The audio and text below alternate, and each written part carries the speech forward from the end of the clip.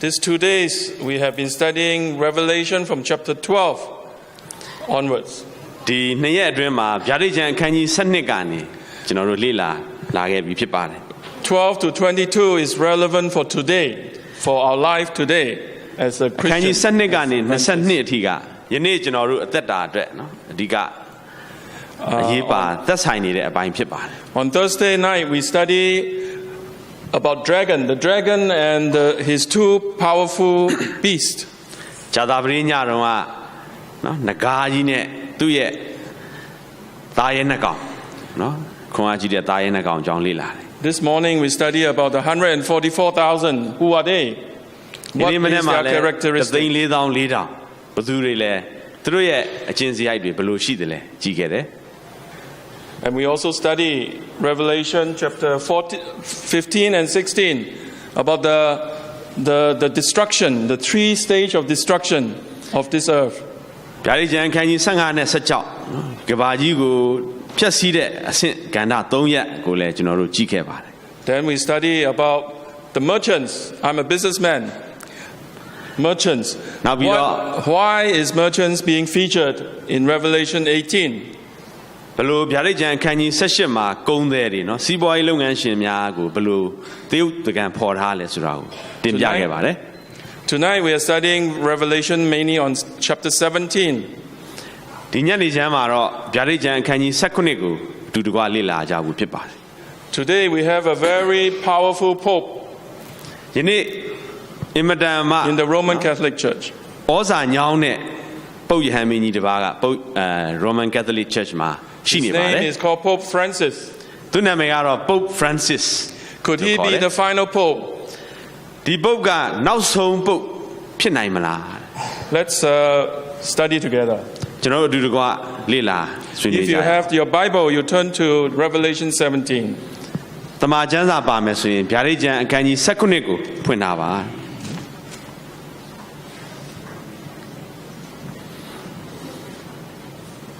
How come? Oh.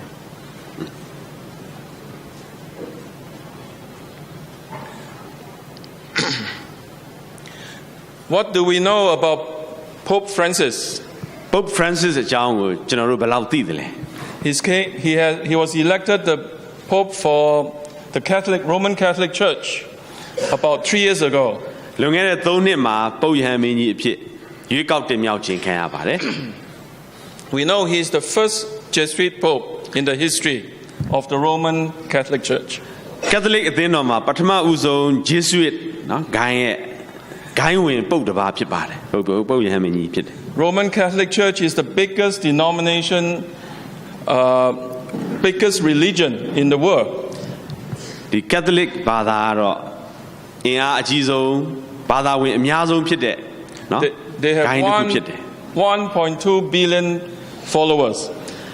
1.2 billion ပေါ့နော်သန်းပေါင်း1200ယုံကြည်သူနောက်လိုက်များရှိပါတယ် If you look at these two emblems, ဒီနော်သင်္ကေတလို့ပြောမလဲ logo နှစ်ခုကိုကြည့်မယ်ဆိုရင် the black one is the symbol of the Jesuit order. ဒီအနက်ရောင်တစ်ခုကတော့နော် Jesuit လို့ခေါ်တဲ့ဒီ order ပေါ့နော် Catholic ဂိုင်းရဲ့ In the middle, လို့ပြောမလဲအမှတ်အသားဖြစ်တယ် whenever the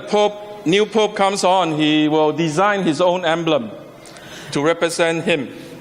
ပုပ်ယဟန်မင်းကြီးအသစ်နော်ရွေးကောက်တင်မြှောက်ခြင်းခံရတိုင်းမှာသူ့ကိုကိုစားပြုတဲ့နော်အမှတ်အသားကိုသူကိုယ်တိုင်ရွေးချယ်ပြီးတော့ Most of the time, ဘာသိအသင်းတော်သိဖို့သူလှုပ်ဆောင်ပါတယ် most of the time, the pope will not put his emblem, his group emblem into his crest. Will not. အများသောအားဖြင့်နော်တချို့ပုပ်ယဟန်ဒီ Catholic ဘုန်းတော်ကြီးတွေပုပ်ဖြစ်လာတဲ့အခါမှာသူတို့ရဲ့ငကိုဂိုင်းပေါ့နော်သူတို့ဂိုင်းလေးတွေရဲ့အမှတ်အသားတွေကိုသူတို့အဓိကအမှတ်အသားဖြစ်သူတို့ယူဆောင်လာလေးမရှိပါဘူး But this pope chose to do that, which is unusual. ဒီပုပ်ယဟန်မင်းကြီးကတော့သူ့ရဲ့မူလဂိုင်းရဲ့အမှတ်အသားကိုယနေ့ Catholic အားလုံးနော်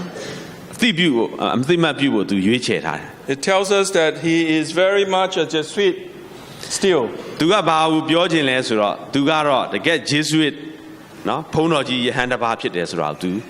ကျေ ကြီးညာလို့တဲ့အသိပေးစီလို့ခြင်းဖြစ်တယ် Jesuit is like the military of the Roman Catholic Church. ဒီ Jesuit ဆိုတာတော့ဒီ counter reformation ကာလတုန်းက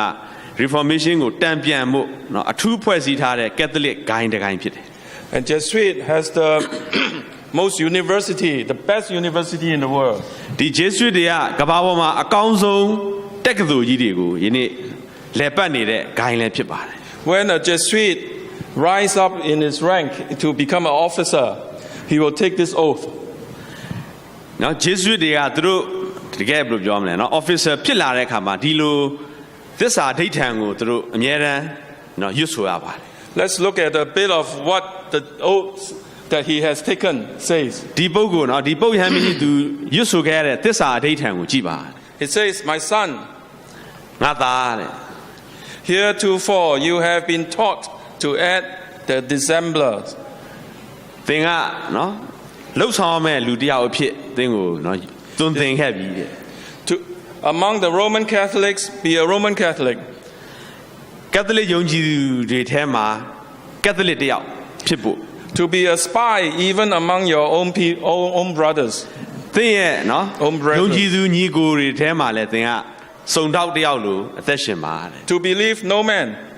ဘသူကမှလည်းမယုံနဲ့ To trust no man. လူတွေကိုလည်းမကိုးစားနဲ့ Among the reformers, which is like the Protestants. ဒီ Protestant เนาะ reformers เนาะခရစ်ယာန်ဒီပြောင်းလဲတဲ့ခေတ်ကာလ To က be a reformer. ခင်ဗျားတို့ကပြန်ပြီးတော့ပြောင်းလဲပါ Hide your that means you hide your identity. သင်ရဲ့ကိုယ်ပိုင်အမတ်လက္ခဏာကိုလျှို့ဝှက်ထားပါ To be among the Huguenots, to be a Huguenot. ဒီ Huguenots တွေထဲမှာလည်းဒီ Huguenots တွေလို့ပေါ့နော် Among လှုပ်ဆောင်ပါ the Calvinists, to be a Calvinist. နော် Calvin ရဲ့အဖွဲ့တွေထဲမှာဆိုလည်း Calvinist လို့ကျင့်ကြံပါ Among other Protestants, generally be a Protestant. နော်ဒီ Protestant ယုံကြည်သူတွေနဲ့လည်းရောပြီးတော့ Protestant တွေလို့ And what လှု is ပ် the ဆောင်ပါ purpose? ဘယ်လိုရည်ရွယ်ချက်နဲ့လှုပ်ဆောင်အောင်လဲ To obtain their confidence. သူတို့ရဲ့ယုံကြည်မှုကိုရောက်ရှိလာဖို့အတွက်အသက်ရှင်ပါလှု To ပ်ဆောင် even to be able to preach on at their pulpit. သူတို့ရဲ့ from their pulpit. နော်တရားပလင်မှာလည်းတရားဟောရနိုင်တဲ့အခွင့်အရေးရအောင်ကြိုးစားပါ Even to denounce with all vehemence, which all power, all act. vehemence Yeah, you know what it နော် is. ဒီစိတ်အားထက်သန်စွာသူတို့ရဲ့ယုံကြည်ချက်များကိုဘယ်လိုပြောမလဲတံပြန်ပြီးတော့လှုပ်ဆောင်ပါ In your nature, our holy religion and the Pope, even to denounce them, that you are Catholic. သင်ကလည်းကက်သလစ်တယောက်ဖြစ်တယ်ကိုလည်းလူများမသိအောင်ပေါ့နော်ဘယ်လိုပြောမလဲညင်းပယ်ရောင်ဆောင်ပါ Even to descend so low as to become a Jew among the Jews. နှိမ့်ကြစွာနော်ယူဒလူဖြစ်နေမှာယူဒတယောက်လိုဟန်ဆောင်ပြီးတော့အသက်ရှင်ပါ That means basically to be a spy. နော်အခြေခံအဖြစ်ပြောမယ်ဆိုသူတို့ကတော့တရှူလိုလှုပ်ဆောင်မှု That you might be able to gather all information for the benefit of your order. The order of သင် the ရဲ့ street. ဂိုင်းအကျိုးအမြတ်အတွက်ဖြစ်နိုင်တာအကုန်လုပ်ပါ As a faithful soldier of the Pope. နော်ပုပ်ယဟန်မင်းကြီးရဲ့ရဲဘော်သစ္စာခံရဲဘော်တယောက်အနေနဲ့အကုန်လုံးလုပ်ပါ This is one part of the oath ဒါကတော့သူတို့ရဲ့သစ္စာအဓိဋ္ဌာန် that တစ်ပိုင်းဖြစ် all ပါ Jesuit officers take. ဒီ Jesuit Including ပုပ်ယဟန် Pope Francis ပုပ်ယဟန်မင်းဘယ်လိုပြောမလဲ Father တွေရဲ့သူတို့ရဲ့သစ္ That's စာအဓိဋ္ not ဌာန် all. ဖြစ်တယ် It goes ဒါမကသေးဘူးတဲ့ Stronger. ရှိသေးတယ်ဒါထက်ပြင်းထန်တဲ့လေးနဲ့တဲ့သစ္စာအဓိဋ္ဌာန်တွေလည်းရှိပါ He says, I furthermore promise and declare ဒီမှာဘယ်လိုပြောလဲဆိုတော့ကျွန်တော်ဂရုပြုပြီးတော့ဘယ်လိုကြီးညာသလဲဆိုတော့ that when opportunity presents အခွင့်အရေးရမယ်ဆိုရင် to make war စစ်ပွဲဆင်နွှဲမယ် secretly or openly လျှို့ဝှက်သူဖြစ်စေပွင့်ပွင့်လင်းလင်းဖြစ်စေ against all heretics, ဒီကက်သလစ်ကိုဆန့်ကျင်တဲ့ဖောက်ပြန်တဲ့ဘာသာရေးခရိယန်တွေကိုကျွန်တော်တို့စစ် anybody စင် that is not Catholic is called heretics. နော်ကက်သလစ်မဟုတ်တဲ့လူအားလုံးကတော့ heretics တွေပေါ့နော်လွဲချော်နေတယ် Protestant and liberals, Protestants တွေနဲ့နော်တကယ် liberals တွေ as I am directed to do. ကျွန်တော်ကိုညွှန်ကြားသလိုလှုပ်ဆောင်မှာဖြစ်တယ် It goes on to say to exterminate them from the face of the whole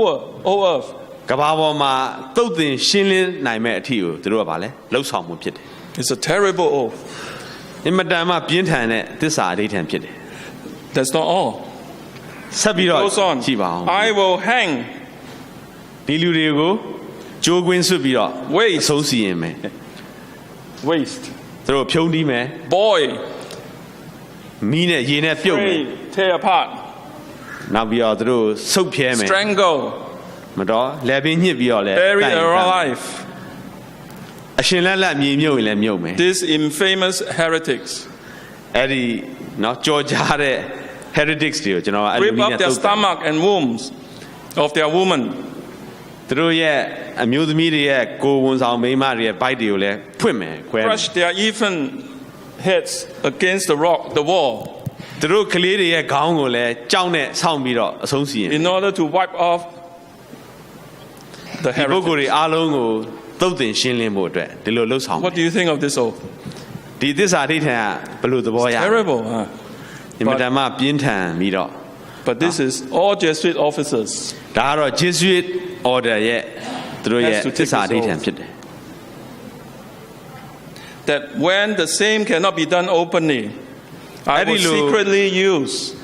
ပွင့်ပွင့်လင်းလင်းလှုပ်လို့မရတဲ့နေရာမျိုးမှာဆိုရင်လည်းလျှို့ဝှက်တဲ့နည်းနဲ့ poison cups, အစိတ်ခတ်မယ်တဲ့ strangulating cord, နော်ကျိုးနဲ့ဆွဲပြီးတော့ and ခြိ so တတ်မယ် on, နော်ဆက်လက်ဖော်ပြတယ်နော် to kill, to destroy. Okay. တပ်ဖြတ်ပြီးတော့တုတ်တင်မယ်ဆိုတဲ့နော်ပြင်းထန်တဲ့အဓိဋ္ဌာန်ဖြစ်တယ် It goes on. ဆက်လက်ဖော်ပြတာတယ်နော်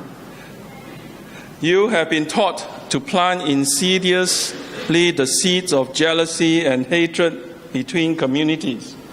This is politics already. နိုင်ငံရေးအရနော်ဒီလူအသင်းအဖွဲ့တွေကြားထဲမှာလဲမနာလိုမှုတွေ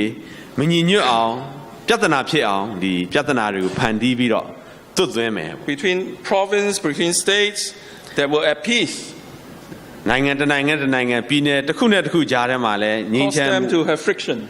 ငြိမ်းချမ်းမှုမရှိဘဲနဲ့နော်ပဋိပက္ခဖြစ်အောင်လှုပ်ဆောင်မယ် to incite them to deeds of blood,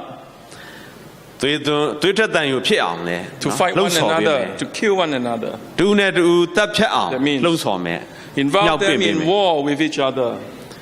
စစ်ပွဲဖြစ်တဲ့အထိကိုမြောက်ပင့် and to create Yang Zhao. revolutions and civil wars in countries that were independent and prosperous. ကျွဲဝတဲ့တိုင်းပြည်တွေမှာလဲခုနကပေါ့ပြည်တွင်းစစ်တွေပဋိပက္ခတွေဖြစ်အောင်လှုပ်ဆောင်မယ် I think that's enough for you to understand. နော်ဒီလောက်ကြားနာဖို့တော့နော်တော်လောက်ပါပြီ It's an oath that Pope Francis took.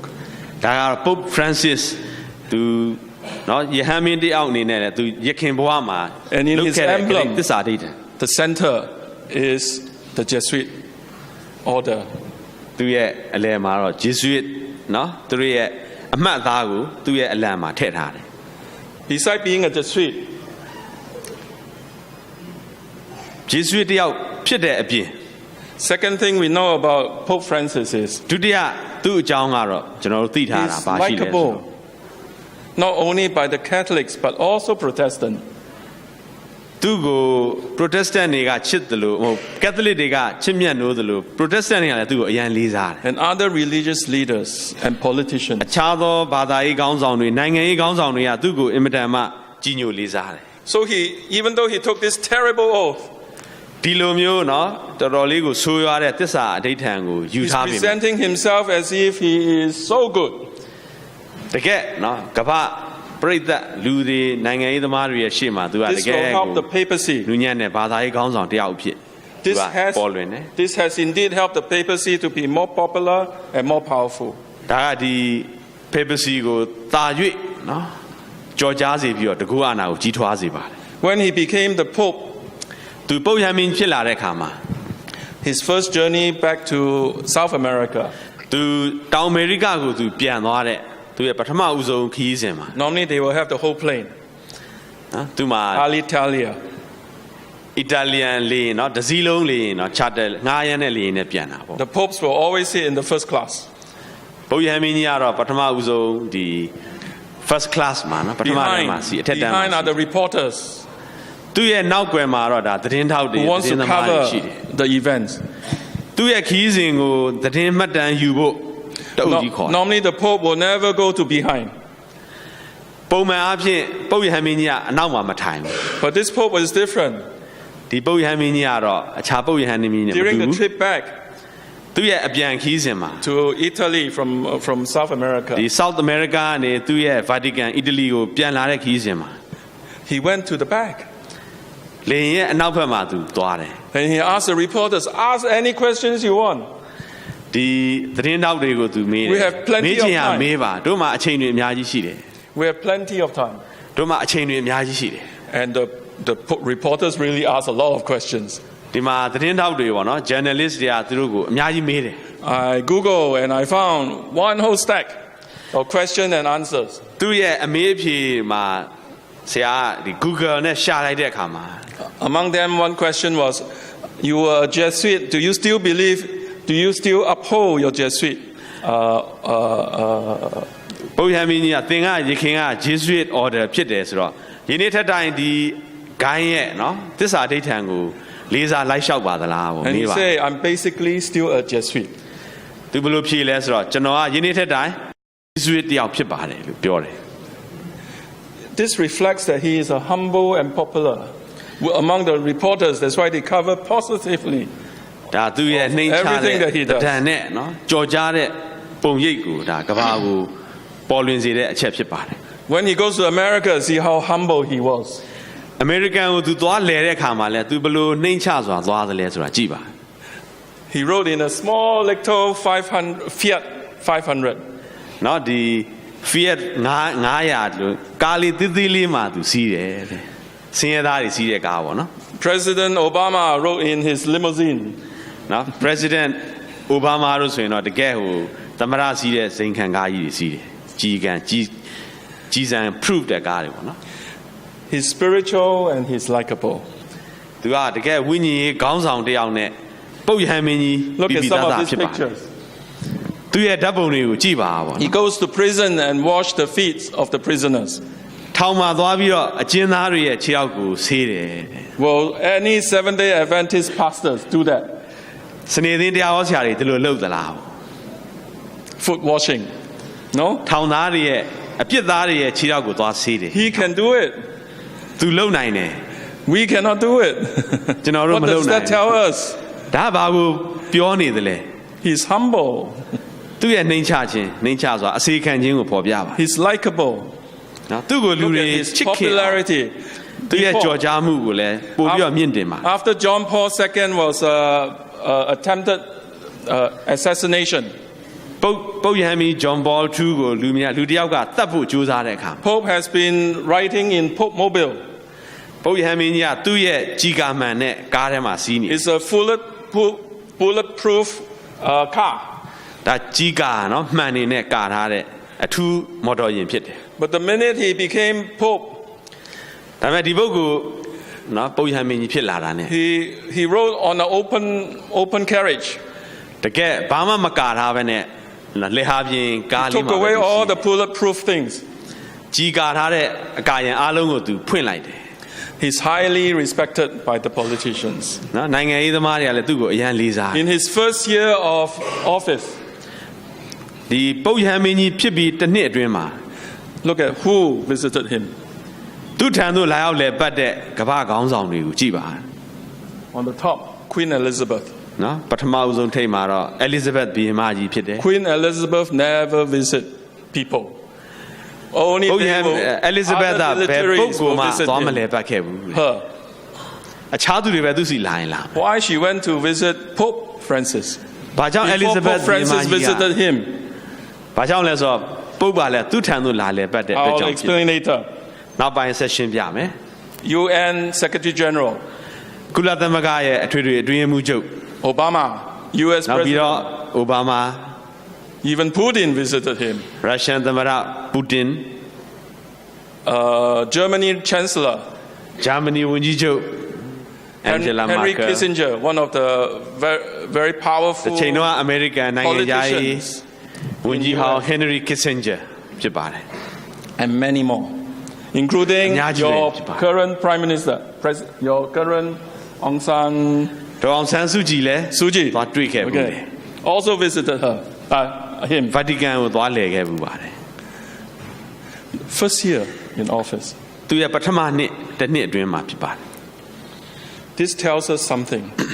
ဒီဟာကကျွန်တော်တို့အတွက်သတင်းစကားရှိပါတယ် The tide has changed. အချိန်တွေကာလတွေရွေ့လျော့ခဲ့ပါပြီ When Pope Francis was the very Pope John II, he's also a very popular pope. Pope John Paul နံပါတ်1ကလည်းအထူးကိုကြော်ကြားခဲ့တဲ့ပုပ်ဖြစ်တယ် But he goes and visits dignitaries, politicians. သူအနေနဲ့လည်းကမ္ဘာနိုင်ငံရေးခေါင်းဆောင်ကြီးများထံသို့လည်ပတ်ခဲ့ပါတယ် Before they will come and visit. သူထံသို့မလည်ပတ်မီ But သူ not သွားရောက် this လည်ပတ် Pope Francis. ဒါပေမဲ့ဒီ It's the ပုဂ္ဂိုလ် other way ကတော့ around. တစ်မျိုးသူထံသို့လူများတွေလာကြတယ် He's appreciated and connected with religious leaders. သူကအခြားသောဘာသာရေးခေါင်းဆောင်များနဲ့လည်းဆက်သွယ်မှုကောင်းကောင်းရှိတယ် All religion comes and visit Vatican. ဘာသာရေးခေါင်းဆောင်များစွာက Vatican ကိုလာရောက်ပြီးတော့လည်ပတ်ပြီးဂါရဝပြုကြတယ်သူ Orthodox, ဒါတော့ Korean Orthodox ခေါင်းဆောင်တွေဖြစ်တယ် Muslim leader, နောက် Muslim ခေါင်းဆောင်တွေလည်းပါတယ် Sikhs and monks. I think this is monk. ဘုန်းတော်ကြီးတွေလည်း Sikh ပါတယ်ကျတော့ Sikh ပေါ့နော်အိန္ဒိယ Sikh ဘာသာဝင်တွေ and all religion. ဘာသာဂိုင်းပေါင်း These ဂိုင်းသီးသီး pictures ရ are ဖြစ်တယ် taken in Vatican. ဒီဓာတ်ပုံတွေအားလုံးကလည်း Vatican မှာမှတ်တမ်းတင်ထားတဲ့ဓာတ်ပုံတွေဖြစ်ပါတယ် Besides being a Jesuit and likable, သူကဂျေဇုတယောက်ဖြစ်ပြီးတော့လူချစ်လူခင်ပေါ်တဲ့ပုပ်ယံမင်းတပါမကသေးဘူး his reason and agenda is very clear. သူ့ရဲ့နော်တွေးခေါ်တွေကလည်းအင်မတန်မှနော်ယုတ်တိယုတ်တန်ရှိတယ် To unite all Christians denominations back to papacy. ခရိယန်တလောကလုံးကိုပုပ်နော်ကက်သလစ်နဲ့ပြန်လဲစီးယုံမှုသူမှာဒီမှန်းချက်ကြီးကြီးမားမားရှိတယ် To have all religion give their allegiance to the Roman Catholic Church and the Vatican City State. နောက်ပြီးဘာသာဂိုင်းအမျိုးမျိုးတွေကိုလည်း Vatican နဲ့စီးယုံမှုသူအနေနဲ့ကောင်းကောင်းကြံစီလှုပ်ဆောင်ထားတယ် Uniting the Christians denominations. Look at these pictures. ဒီဓာတ်ပုံကိုကြည့်ပါခရိယန်ဂိုင်းများစွာအားလုံးကို Vatican နဲ့ပြန်လဲစီးယုံမှုသူရဲ့ This is တန်ရေးတမန်ရေးမှာလည်းအင်မတန်မှနော်ထက်မြက်တဲ့ပုပ်ဖြစ်တယ် These are all taken in Vatican. Huh? ဒီဓာတ်ပုံတွေအားလုံးက Vatican မှာမှတ်တမ်းတင်ရိုက်ကူးခဲ့တဲ့ပုံတွေဖြစ်ပါတယ် This is the Protestant, all the denominations of the Protestants, the leader. ဒါ Protestant နော်ဘာသာရေးခရိယန်ဂိုင်းကောင်းဆောင်ကြီးတွေဖြစ်ပါတယ် He is the Anglican head of Archbishop. Anglican Church. Anglican ဒါဟောပါနော် Head of Canterbury Anglican အကြီးဆုံးသော Church of England. Church of England ရဲ့အကြီးဆုံးသောပုဂ္ဂိုလ်ဖြစ်တယ် He is the Orthodox, the enemy from thousands of years before. The Orthodox, two groups. 90 You have the Roman Catholic Church and you have Greek the Orthodox နဲ့ Roman Catholic ကွဲခဲ့တုန်းကနော်ဒီ guy ပေါ့နော်အဲ့ဒီခေါင်းဆောင်ကလည်းယနေ့ပုပ်ထံသို့ပြန်လဲချင်းကပ်ပြီးတော့တန်ရေးတမန်ရေးစီလုံးညီညွတ်ဖို့ဘာသာပေါင်းစုံချစ်ကြည် I cannot quite remember what is this picture. ဒီဘက်တစ်ခုကတော့ကောင်းကောင်းမမှတ်မိပါဘူး But anyway, you can get the picture. ဒီဓာတ်ပုံတွေကိုကြည့်ပြီးတော့သဘောပေါက်နိုင်ပါတယ် He is trying to unite all Christian church back. ခရိယန်ဂိုင်းများအားလုံးကိုပြန်လဲပြီးတော့စီယုံမှုသူစွမ်းကုန်လှုပ်ဆောင်တယ် There's this article. ဒီဆောင်းပါးတစ်ခုမှာ This is in 1920. What is the year? 2014. 2014ခုနှစ်ကဒါ online က The ဆောင်းပါးတစ်ခု Lutheran Church, Martin Luther's church. ဒီ Martin Luther က Catholic ကနေခွဲထွက်ခဲ့တယ်နော် Lutheran Church ရဲ့ခေါင်းဆောင်များဖြစ်တယ် Next year will celebrate 500 years. လာမယ့်2019ဆိုရင်အနှစ်900ပြည့်ခွဲ Of ထွက် where တယ် Martin Luther nailed the 95 theses to the door. Martin Luther ကဒီ95 thesis ကိုဖျားเจ้าတကားမှာရိုက်ထားခဲ့တဲ့အနှစ်900ပြည့်အခမ်းအနားကို So next year they will celebrate together. အတူတကွ Lutheran နဲ့ Catholic များနော်အခမ်းအနားကျင်းပဖို့ဖြစ်ပါတယ် They already signed the agreement in သူတို့ 2 years ago. လွန်ခဲ့တဲ့နှစ်တုန်းကဒါအနှစ်900ပြည့်เนาะ Jubilee ကိုကျင်းပဖို့ Next year will be an important year for Protestant. ဒါကြောင့်လာမယ့်2019က Protestant များအတွက်တကယ်အရေးပါတဲ့ If ခုနှစ်သက်ကလေး Martin Luther's church no longer is protesting, Martin Luther ရဲ့အသင်းတော်ကယနေ့ Catholic ကိုမဆန့်ကျင်တော့ဘူး what does it tell you about the rest of the Protestant church? Do you have the right to protest? အခြားသောခရစ်ယာန် Protestant ဂိုင်းကနာတွေရဲ့အခြေအနေကဘယ်လိုဖြစ်မလဲဘယ်လိုဆက်လက်ပြီးဆန့်ကျင်မလဲ So you see the time we have is very short. ကျွန်တော်တို့မှာရှိတဲ့အချိန်ကတော်တော်လေးကိုတိုးတောင်းနေပါပြီ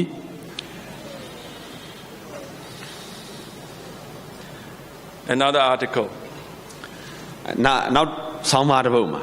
Pope says it is the devil who divides Protestant and Catholics. ပုပ်ယဟန်မင်းကြီးရဲ့အာဘောကဘယ်လိုပြောလဲဆိုတော့ These are news you can find. Google. စာတမနာကမကောင်းဆိုးအားကခရစ်ယာန်ကိုခွဲအောင်လုပ်ပါတယ်ဆိုပြီးတော့သူအနေနဲ့ Who divided the Protestant? Why did the Protestant protested against the Catholic Church 500 years ago? နော် Protestant ဂိုင်းခရစ်ယာန်တွေက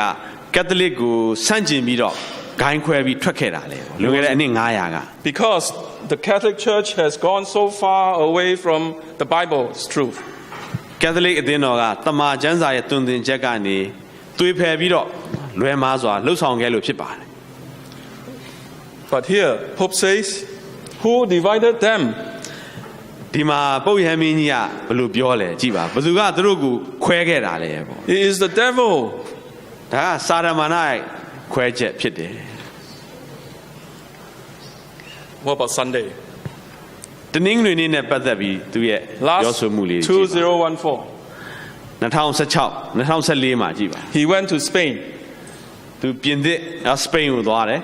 Spain was the worst hit in this crisis, the economic crisis. နော်စပိန်ကလည်းဒီလွန်ခဲ့တဲ့စီးပွားရေးကျဆင်းမှုမှာအထိခိုက်ခဲ့ဆုံးသောဥရောပတိုင်းပြည်တစ်ခုဖြစ်တယ် And he used his visit, the occasion, to tell the Spanish people who are Catholics, အဲ့ဒီလဲပတ်မှုမှာစပိန်တိုင်းပြည်မှာရှိတယ်နော်ကက်သလစ်အများစုစပိန်တိုင်းပြည်မှာသူဘယ်လိုပြောခဲ့တယ်လဲဆိုတော့ don't work on Sunday. Rest. တနင်္ဂနွေနေ့မှာအလုံးမလုပ်ပါနဲ့ Spend time with family. မိသားစုနဲ့အချိန်ယူပြီးတော့အ Money နားယူ is ပါ not everything. ငွေကြေးကအရာခက်သိမ်းကိုမဖြစ်စေနိုင်ပါဘူး Go to church. ဖျားကြောင်တက်ပါ This is not the Sunday law, huh? ဒါစံနေလောမဟုတ်ပါဘူး But it is a precursor. ဒါကတော့အကျိုးရှိပြီးနော်အရေးအယောင်လေးပဲဖြစ်ပါတယ် This is Fox News that covers the same event. နောက်ထပ်နော် Fox News ကလည်းဒီအကြောင်းအရာကိုဒီလိုပဲဆက်လက်ပြီးတော့တင်ဆက်တယ် Pope Francis urges not working on Sunday. Waste time with your children. အလုံးမလုပ်ပါနဲ့တဲ့ကိုယ့်ရဲ့သားသမီးတွေနဲ့အချိန်ဖြုံးပါမိသားစုနဲ့အချိန်ဖြုံးပါ Number 5. ဖြစ် This စ is မ what we know. The wound has totally healed. ယနေ့သူ့ရဲ့ဒဏ်ချက်ရာကတော့ပျောက်ကင်းနေပါပြီလုံးဝပျောက်သွားပြီ Recently, a few months, I think last year, လွန်ခဲ့တဲ့နှစ်အတွင်းမှာ he visited U.S. First time the Pope visited U.S. officially. နော်ပထမဦးဆုံးအချိန်ပုပ်ယဟန်မင်းကြီး USA ကိုတရားဝင်သွားပြီးတော့လဲပတ် U.S. is recognized as the Protestant nation. USA ကတော့ဒါ Protestant နိုင်ငံလို့ဒါအစောပိုင်းကသိ It ထား was ကြပါ started because the Catholics, the Anglicans were persecuting God's people and they escaped ခရစ်ယာန်များ US ကို and ဒီ started Catholic တွေ America. အင်္ဂလိကန်တွေဖိနှိပ်ညှဉ်းပန်းတဲ့အတွက်ကြောင့် USA ကိုနော်ကမ္ဘာသစ်ကိုပြေးလာပြီးတော့ဖြစ်လာတဲ့နိုင်ငံအသစ်နော် USA ဖြစ်ပါတယ် But last year, America invited the Pope America USA ကပုပ်ယဟန်မင်းကြီးကိုခေါ်ဖိတ်တယ် to visit Washington, D.C. Washington DC ကိုလဲပတ်ဖို့နော်တရားဝင် Had ကြီး breakfast with President Obama at White House. အိမ်ဖြူတော်မှာသမ္မတအိုဘားမားနဲ့မနက်စာအတူတူသုံးဆောင်တယ် And first time in history, the Pope spoke in front of the Congress. သမိုင်းမှာပထမဦးဆုံးအချိန်ပုပ်ယဟန်မင်းကြီးတယောက်အနေနဲ့ United States ရဲ့နော် Congress ပါလွှတ်တော်မှာစကားပြောတယ် The place is packed. ဒီပရိသတ်တွေကတော့ပြည့်ကျက်နေပါ Every congressman and senators are given 2 tickets. Congressman နဲ့ဒီ Senate အမတ်တွေကလက်မှတ်2ဆောင်စီရတယ် Some of them sold the tickets. တချို့ကအဲ့လက်မှတ်တွေကိုတော့ရောင်းစားလို့ရတယ် And third thing he did, တတိယတစ်ချက်သူလှုပ်ဆောင်ခဲ့တဲ့အရာ Washington DC မှာဘာလုပ်လဲဆိုတော့ it was done quietly. No, until it was done, then it was announced. လျှို့ဝှက်စွာလှုပ်တဲ့အတွက်ကြောင့်သူလှုပ်တဲ့အချိန်ကြမှာလူများကိုအသိပေးပါတယ် He declared this person saint. ဒီပုဂ္ဂိုလ်တယောက်ကိုသူတော်စင်တယောက်အဖြစ်သူကအသိမှတ်ပြုကြေညာခဲ့တယ်အသင်းတော်ခေါင်းဆောင်တယောက် Who is he? ဒီပုဂ္ဂိုလ်ကဘာလို့လဲ He's the one that killed a lot of red Indians. ဒီပုဂ္ဂိုလ်က One of the pioneer of the Catholic priests. Catholic priest Red Indian များစွာကိုသတ်ခဲ့တဲ့ priest တယောက်ကိုသူကသူတော်စင်ဖြစ်ကြေညာတယ် Did not like this guy. American ရဲ့ပြည်သူပြည်သားတွေကဒီပုဂ္ဂိုလ်ကိုသိမနစ်သက်ပါဘူးရေဘူးရအဖြစ် Yet he declared this guy saint in American soil. American ပြည်ထောင်စုမှာလာပြီးတော့ဒီ Red Indian များစွာကိုသတ်ခဲ့တဲ့လူတယောက်ကို He could have သူတော်စင် declared တယောက်နေဖြစ် him ကြေ back ညာ in တယ် Vatican, but he chose not to. အမှန်ဆိုရင်တော့သူ Vatican ကနေကြေညာလို့ရတယ်ဒါပေမဲ့ American မှာလာတော့သူက To ကြေ send the ညာ world a message. ဒီနေ့ကဘာကိုသူကသတင်းစကားဘလို့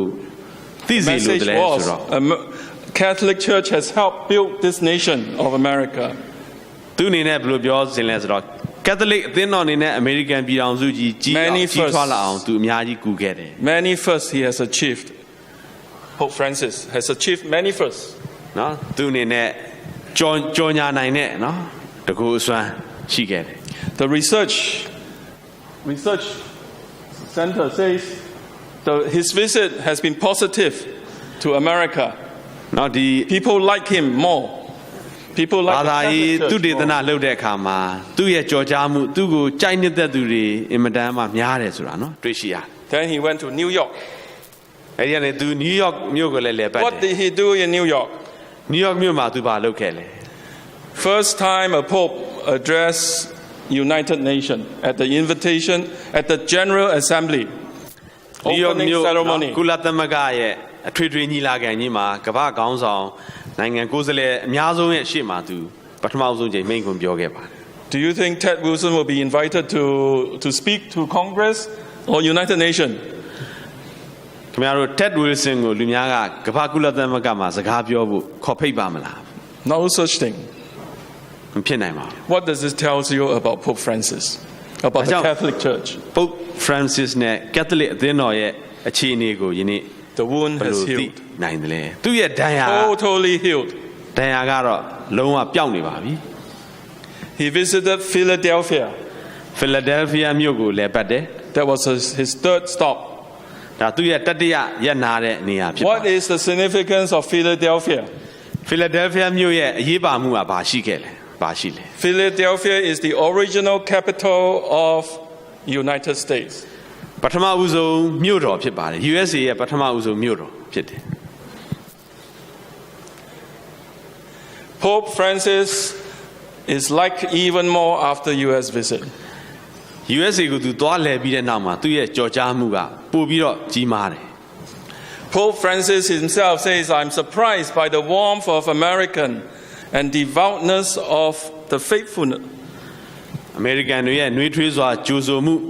နော်တစ္ဆာရှိတဲ့သူရဲ့ Catholic ယုံကြည်သူတွေရဲ့နော် Look at this. လေးစားမှုအတွက်ကြီးညိုမှုအတွက်သူ He stepped out at the balcony of Congress. Congress ရဲ့နော်ဒီလာသာဆောင်ကနေသူ Look at how many people welcome him. လူတွေဘယ်လောက်သူ့ကိုကြိုဆိုနော်ကြားနာဖို့လာပြီးတော့စောင့်နေကြတယ်လေ Number 5. ဒီမှာပြစ်စမတစ်ချက် We know also Pope Francis fulfilled St. Malachy's prophecy. ဒီမှာ Saint Malachy ရဲ့အနာဂတ်စကား How ကို many of you are familiar with St. Malachy prophecy? ဖြစ်စွမ်းခဲ့တယ်ဒီ Malachy prophecy ကိုဘယ်သူသိလဲ Anybody? Saint Malachy No. အနာဂတ် This is a Catholic prophecy. ဒါကတော့ Catholic တွေရဲ့ကြိုတင်ဟောထားတဲ့အနာဂတ်စကား There's already 800 plus years old. နှစ်ပေါင်း800ကျော်ခဲ့တဲ့နော်အနာဂတ်စကားဖြစ်တယ်800ကျော်ပြီ It says Saint Malachy is the name of the saint who wrote this prophecy, who ဒီ saw အ this ကြောင်းအရာကို prophecy. ရေးခဲ့တဲ့စိတ်မာလခါရတော့ဒီ Irish နော် He's an Irish monk, 12th Right. century. 12ရာစုက Ireland မှာရှိခဲ့တဲ့ဘုန်း While တော် he ကြီးတစ် was ပါး on ဖြစ်တယ် pilgrimage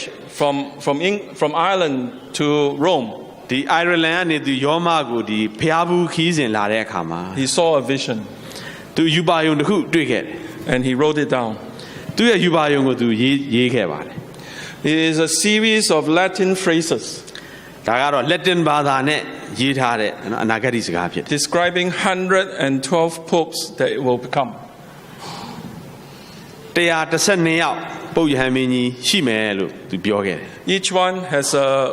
phrase. အယောက်တိုင်းစီကလည်းသူ့ရဲ့နော်စကားစုနဲ့သူရေး And ခဲ့ this တယ် prophecy was in 1139. အဲ့ဒီအနာဂတ်စကားက1139မှာနော်စိတ်မာလခါရရေးခဲ့တယ် It was reported that when he arrived Rome, he gave this prophecy to Pope Innocent II. အဲ့ဒီမာလခါရသူဖျားဘူးလာပြီးတော့ယောမနော် Vatican ကိုရောက်တဲ့အခါမှာဒီ Innocent နှစ်နော်ပုပ်ယဟန်မင်းကြီးကိုသူ့ရဲ့ယူပါယုံနော်ယူပါယုံတာကိုသူအနှင်းခဲ့တယ် For some reason,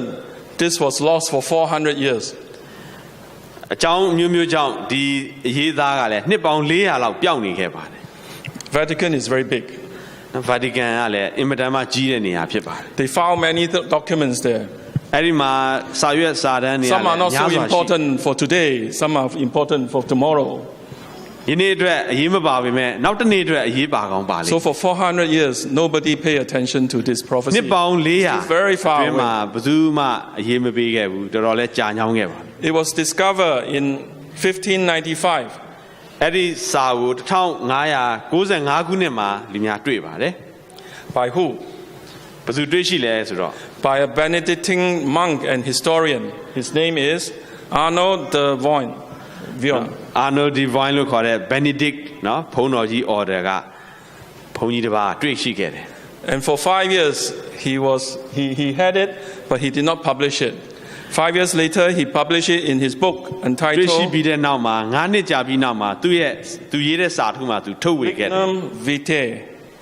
အဲ့ဒီ Lignum Vitae လို့ခေါ်တဲ့သူထုတ်ဝေတဲ့စာတမ်းမှာသူဖော်ပြပါတယ် So even if you say the prophecy is 900 years is not true, at least already this book is published in မတော်အဲ့ဒီ 1595. မတော်အဲ့ဒီဟာကနှစ်ပေါင်းတော့800ကျော်ခဲ့ပြီဒါပေမဲ့တရားဝင်ထုတ်ခဲ့တာတော့လွန်ခဲ့တဲ့1595 Which is about ဖြစ်တယ် 400, 500 years ago. နှစ်ပေါင်း400ကျော်ဖြစ်ပါတယ် Saint Malachy even predict his own death.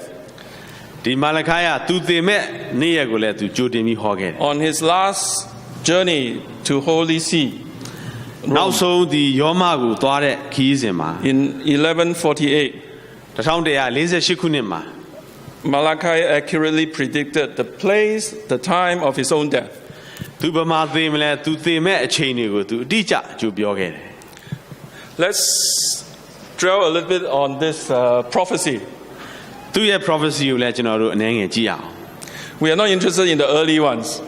ဆိုတော့ကျွန်တော်အစောပိုင်းဟာတွေကိုမကြည့်တော့ဘူး So the last 8 let's use. နောက်ဆုံးပုပ်ယဟန်မင်းကြီး8ပါးကိုကြည့်ပါ The phrase for each pope, the last 8, သူရေးခဲ့တဲ့နော်စကားစုတွေရဲ့ unshaken faith for Pius the 11th. စာရာ unshaken faith ပေါ့နော် Pius 11 ပုပ်ဖြစ်တယ် Angelic shepherd for Pius the 12th. angelic shepherd And so on. Pius 12ဖြစ်တယ် And it goes on. ဆက်ပြီးတော့လာတယ်နော် For Pope Francis is Peter the Roman. နောက်ဆုံးဒီ Francis အတွက်ကြတော့ Peter the Roman That was the Francis phrase for him. So သူ့ရဲ့ you Google မှာ again. ဖြစ်တယ်အဲ့ဒါကို Find Google မှာရှာ information. ကြည့်လိုက်ပါ This is where I found သတင်းအချက်လက်တွေကိုကြ how ည့်ပါ it's တွေ့ being ရတယ် fulfilled. ဘ Each လို့ of the ပြည့် names. စုံလာတယ်လဲဆိုတာကြည့်ပါ So here we will not go into details, but you can Google. and find out. အသေးစိတ်တော့မကြည့်နိုင်ခင်ဗျားတို့ရှာကြည့်လို့ရ The last pope, နောက်ဆုံး this current pope, 112 1112, ပုတ်နော် he's the last pope on the prophecy. မာလခိုင်ရဲ့ prophecy မှာနောက်ဆုံးပုတ်ဖြစ်တယ် And it says on this prophecy, the last pope, his name is, his term, နော် Peter the Roman ဆိုတဲ့နော်စာစုထဲမှာကြည့်လိုက်တဲ့ it အခါ states, in the final persecution of the Holy Roman Church,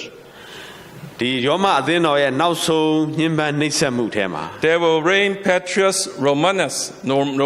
that means Peter of Peter Roman ဆိုတဲ့လူက the Roman, နော်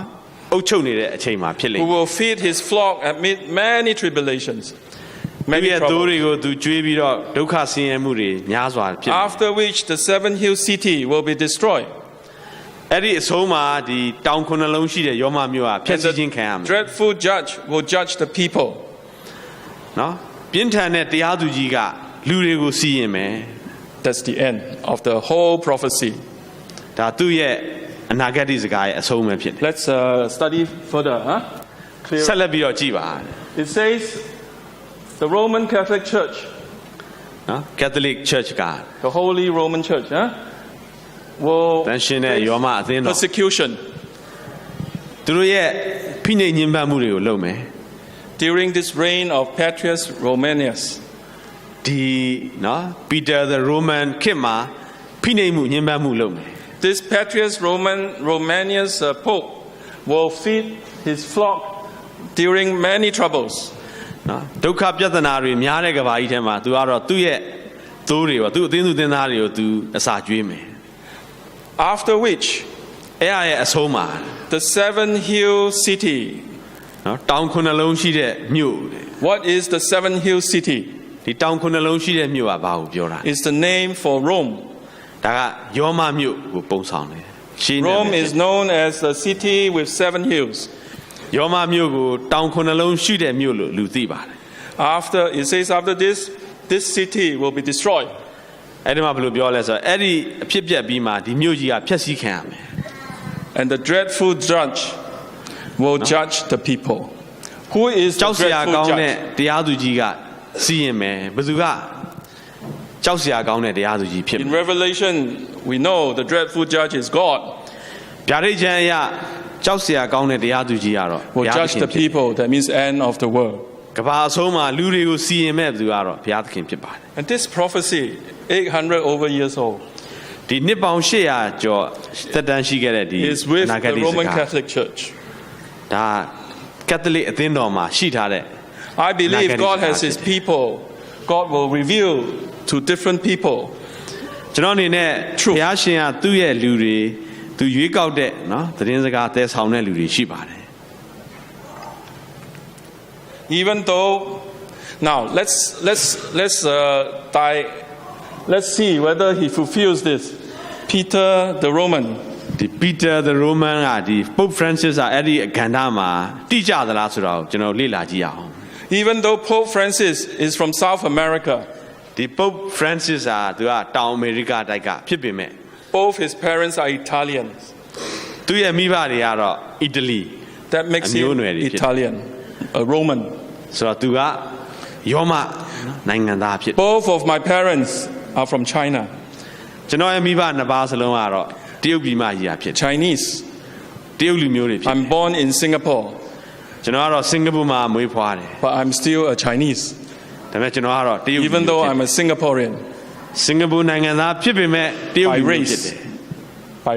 race. ကျွန်တော်ရဲ့အမျိုးအနွယ်အဖြစ်တရုတ်ဖြစ်တယ် So he fulfills one part, Romanius. ဒီပုဂ္ဂိုလ်ကတရားသူကပါလေရောမ his name? နိုင်ငံသားဖြစ်တယ်သူ What ရဲ့ of his name? သူရဲ့ In his name, there's no Peter. သူနာမည်မှာပီတာတော့မပါဘူးပေါ့နော် But as a pope, all the pope will adopt a name of their own choice. ပုပ်ယဟန်မင်းကြီးတွေမှာသူတို့ရဲ့နှစ်သက်ရာအမည်နာမတစ်ခုကိုသူတို့ Pope ရွေးကောက်ပြီး Francis တော့သူတို့ adopted the နာမ name ည်ခေါ် Francis ဒါပေမဲ့ after ဒီ the ပုပ် Saint ကသူ့နာမည်က Francis of Assisi, နော် Francis Assisi ကို the အမည်ပြုပြီးတော့ Franciscan order. ဒီနာ Even မည် though ကို he's သူ a ရွေးတယ် Jesuit, he adopted the founder of Franciscan order. သူကဂျေဇုစ်တယောက်ဖြစ်ပေမဲ့ဒီ Franciscan နော်ဂိုင်းရဲ့ တီထောင်ခဲ့တဲ့ဘုန်းတော်ကြီးတယောက်ရဲ့နာမည်ကိုသူအသုံးပြုတယ်သူရဲ့နာမည်အဖြစ် as his name. သူနာမည်အဖြစ်သူအသုံးပြုတယ် If you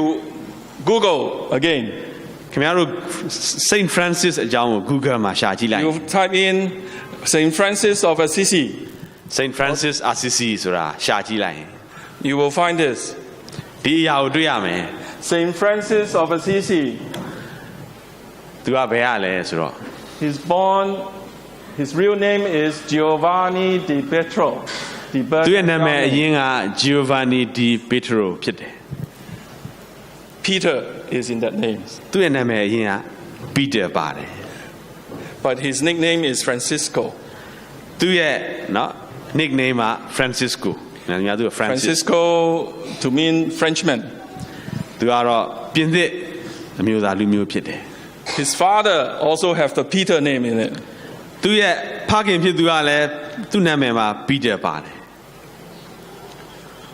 So that fulfills the other part. ဒါကြောင့်အခြားတစ်ပိုင်းကိုလည်းဒီ Pope Francis ရွေးထားတဲ့ဟာကိုက်ညီတာကိုတွေ့ရတယ် Peter the Roman. သူကို Peter the Roman လို့ I'm quite sure the Roman Catholic Church don't want to elect someone with any name Peter and not from Rome, not a Roman. Catholic များအနေနဲ့ကတော့ယောမအနေနဲ့မဟုတ်ဘူး That's why they go all the way to the other half of the globe to South America to find a pope. တော့ပုပ်ယဟန်မင်းကြီးကိုရွေးကောက်တဲ့အခါမှာရှာရင်းနဲ့တောင်အမေရိကတိုက်ကကာဒီနယ်ကိုသူတို့ရွေးခဲ့တယ် And make sure that he doesn't have the name Peter in it. နော်သူတို့ရဲ့နာမည်မှာလည်း Peter မပအောင်သူတို့ကလည်းကြည်တာပေါ့ There were a lot of speculation which one has the name of Peter that most likely will be the next pope. နော် Peter အမည်ရှိတဲ့လူဘယ်သူများဖြစ်နိုင်မလဲဆိုပြီးတော့သူတို့ကအမျိုးမျိုးထင်ကြီးနဲ့ရွေးကြတယ် There's one from Africa. I know. မတော်အာဖရိကတယောက်ရှိတယ်တယောက်အိန္ဒိယလည်းတယောက်ရှိတယ် So, but at the end, they chose one that is furthest away from Rome. ဒါပေမဲ့အဆုံးမှာတော့ယောမနဲ့အဝေးကြီးရှိတဲ့တောင်အမေရိကတိုက်က And don't have the name Peter. Peter နာမည်မရှိတဲ့လူကိုသူတို့ရွေးခဲ့တယ် And yet, he fulfilled the prophecy. ဒါပေမဲ့သူ့အနေနဲ့ဒီခုနမာလခီရဲ့ prophecy ကိုပြည့်စုံအောင်တိတိကျကျမှန်ခဲ့တယ် And he, according to the Roman Catholic Church, this prophecy, he is the last pope. ဒါကြောင့် Catholic တွေရဲ့ prophecy အရဒီ pope ကနောက်ဆုံး pope ပဲ Now, let's see what the Bible says. ဒါပေမဲ့တမန်ကျမ်းစာဘာ To ပြော say လဲကျွန် about တော်ကြည့် Pope ရအောင် Francis. ပုပ်ယဟန်မင်းကြီး Francis နဲ့ပတ်သက် Being the final ပြီးဘာ pope. ပြောလဲနောက်ဆုံးသောပုပ်ယဟန်မင်းကြီးအကြောင်း Let's turn to Revelation 17. ဗျာဒိတ်ကျမ်းခန်းကြီး19ကိုဖွင့်ပါ Revelation 17 and 18 goes together. ခန်းကြီး19နဲ့18ကအတူတူနော်တစ်ဆက်တည်း 17 explain who this woman riding on the beast is. အခန်းကြီး19ကသားရဲပေါ်မှာထိုင်တဲ့အမျိုးသမီးကဘယ်သူလဲဆိုတာကိုရှင်းပြ Revelation 18 talks about its destruction. အခန်းကြီး18ကသူ့ရဲ့ပျက်စီးခြင်းကြာဆုံးခြင်းအကြောင်းကိုပြောထားတယ် Verse 1. အငယ်1မှာ And there came one of the seven angels which had the seven vial. ဒီဖလားခုနှလုံးရှိတဲ့ကောင်းကင်တမန်ခုနှစ်ပါးထဲကတစ်ပါးကလာပြီးတော့ And he talked with me. Me is John. နော်ယောဟန်နဲ့နော်တမန်တော်ယောဟန်နဲ့လာပြီးစကားပြော Saying unto me, Come, လာပြီးတော့ကြည်ပါတဲ့ I will show you the judgment of the great hall that sitteth on many waters, ထိုင်နေသောပြည်တစားကြီးကိုစီရင်တဲ့အမှုကိုပြမယ်လို့သူ with whom the kings of the earth have committed fornication, လောကဘုရင်တွေကမတရားသောမေထုံကိုသူ့နဲ့ပြုကြပြီဆိုတဲ့အဲ့ဒီပုဂ္ဂိုလ် and the inhabitant of the earth has made drunk with the wine of her fornication. လောကီသားတွေကသူ့ရဲ့မတရားသောမေထုံစပြည့်နဲ့ရစ်မှုကြပြီလို့ပြောပါတယ် Here we see John saw this vision, ယောဟန်ကအဲ့ဒီယူပါယုံကိုမြင်ရတယ် that one of the seven angels with the seven plates, နော်နောက်ဆုံးဘေးဒဏ်ခုနှစ်ပါးထဲကကောင်းကင်တမန်တစ်ပါးကလာပြီးပြောခြင်းဖြစ်တယ် the place has fell in Revelation chapter 16. Earlier we studied this ခန်း out. ကြီး16မှာဆိုရင်ဘေးဒဏ်တွေတစ်ပါးပြီးတစ်ပါးသွန်းလောင်းတဲ့အကြောင်းကိုကျွန်တော်တို့ကြည့်ခဲ့ So တယ် from here we can see roughly the timing of this 17, 18. ဒါကြောင့်အခန်းကြီး19နဲ့18เนาะအချိန်ကာလကိုကျွန်တော်တို့ခံမှန်းကြည့်လို့ရတယ် It has to do with sometime during the plagues or after the plagues. မတော်ဒီဟာဘေးဒဏ်ကြာရောက်စဉ်မဟုတ်လေဘေးဒဏ်ရဲ့အပြီးလေးမှာဖြစ်ပါတယ် So the purpose of this part of the vision is the angel wants to show, or God wants to show John and us the judgment of the great hall. That ဒီ is နေရာ the မှာ purpose. ဖခင်ကဖော်ပြခြင်းတာနော်ယောဟန်ကိုသိစီလိုတာကျွန်တော်တို့ကိုသိစီလိုတာကဒီပြည်တစားကြီးကိုဖခင်ရှင်ဘယ်လိုစီရင်တယ်လဲဆိုတာကို သိစေတယ် The great hall sitteth upon many waters, which means many people နော်လူပရိသတ် in a ပေါင်းများ populous စွာ place. တကယ်လူပေါင်းများစွာများတဲ့သမုဒ္ဒရာပေါ်မှာရက်နေတဲ့သတ္တဝါပေါ့နော် This woman stands for church. ဒီအမျိုးသမီးကအသင်းတော်ကိုပုံဆောင်တယ် Woman, the church is supposed, the husband of the church is supposed to be Jesus Christ. အသင်းတော်ရဲ့ခင်မွန်းကတော့ခရစ်တော်ဖြစ်ရမယ် But this woman Yeah. went and had courtship with the kings. ဒါပေမဲ့ဒီအမျိုးသမီးကတော့ခရစ်တော်ရဲ့ခင်မွန်းမဖြစ်ဘဲနဲ့တိုင်းပြည်တကာရဲ့ဘုရင်တွေနဲ့မတရားသောမိ Because ထုံ of ပြုတဲ့ that, the world get confused. ဒီလိုမတရားသောမိထုံကြောင့်ဒီလူတွေကလည်းယစ်မှု When ကြ you're drunk, you're confused. You don't know right, you don't know wrong. နော်အရက်မှုတဲ့အခါမှာအမှားအမှန်မသိတော့တယ်လို့မျိုးယစ်မှုကြပါ So verse 3, အငယ်3မှာငါကိုဝိညာဉ်တော်အဖြစ်တောသို့ဆောင်သွားလေ၏ခေါင်းခုနှလုံးနှင့်ကြိုးဆယ်ချောင်းရှိ၍ဘုရားသခင်၏အသရေတော်ကိုရှုတ်ချသောနာမတော်နှင့်အပြည့်ရှိသောသားရဲနီအပေါ်မှာထိုင်လျက်ရှိသောမိန်းမတူကိုငါမြင်၏. so verse 1 to 2 is the introduction အငယ်1နှစ်ကတော့ဏိဒံပိုင်းဖြစ် of the purpose of this vision, ဒီ of the timing of this ဒီ vision. အချိန်နဲ့ဒီအဖြစ်ပြက်ရဲ့နော်ဏိဒံပိုင်းဖြစ် Verse ပါ 3 starts the vision. အငယ်3မှာတော့ယူပါယုံမြင်ကွင်းကိုဖော်ပြတယ် The angel carried John in spirit into the wilderness. နော်တောထဲကိုယောဟန်ကိုကောင်းကင်တမန်ကခေါ်ဆောင်သွားတယ် The last time John saw a woman in the wilderness was in chapter 12. တောထဲမှာယောဟန်နောက်ဆုံးမြင်ခဲ့တဲ့အမျိုးသမီးကတော့အခန်းကြီး7ကအမျိုးသမီးဖြစ်တယ် After 13, 14, 15, 16, and 17, he is back in wilderness. 19မှာ And he နောက်ထပ် saw a တောသို့ woman. ရောက်သွားပြီးတော့အမျိုးသမီးတစ်ယောက်ကိုထပ်တွေ့တာ Saw a woman. This time, this woman sat on a scarlet beast. နော်သားရဲ့အနီးပေါ်မှာထိုင်တဲ့ဒီအမျိုးသမီးတစ်ယောက်ကိုဒါတွေ့တယ် And this scarlet beast has full of names of blasphemy and has 7 heads and 10 horns. ဘုရားသခင်ရဲ့အသရေတော်ကိုရှုတ်ချတဲ့နာမရှိတယ်ခေါင်းခုနှလုံးဂျိုးဆယ်ချောင်းရှိတယ် From 12 to 17, there are 2 animals that has 7 heads, 10 horns. အခန်းကြီး7နဲ့ဒီအခန်းကြီး19ကြားမှာခုနပေါ့ခေါင်းခုနှလုံးဂျိုးဆယ်ချောင်းတရဝနှစ်ပါးနှစ်ကောင်ရှိတယ် In chapter 12 အခန်းကြီး7မှာ is the dragon, Satan himself. ဒါကတော့ It's described as the red နဂါ dragon နဂါကြီးကအဲ့ဒီပုံစံ with 7 heads, 10 horns. ခေါင်းခုနှလုံးဂျိုးဆယ်ချောင်း And it also says the 7 heads has 7 crowns. ခေါင်းခုနှလုံးကလည်းတရဖူခုနှစ်ခုပါတယ် Crown stands for political power, တရဖူ rulership. ဆိုတော့နိုင်ငံရေးအာဏာနဲ့အုပ်ချုပ် So မှု Satan's rule ချုပ်ချအာဏာ is absolute. စာရမဏေရဲ့ထိန်းချုပ်မှုကလည်း This earth belongs to,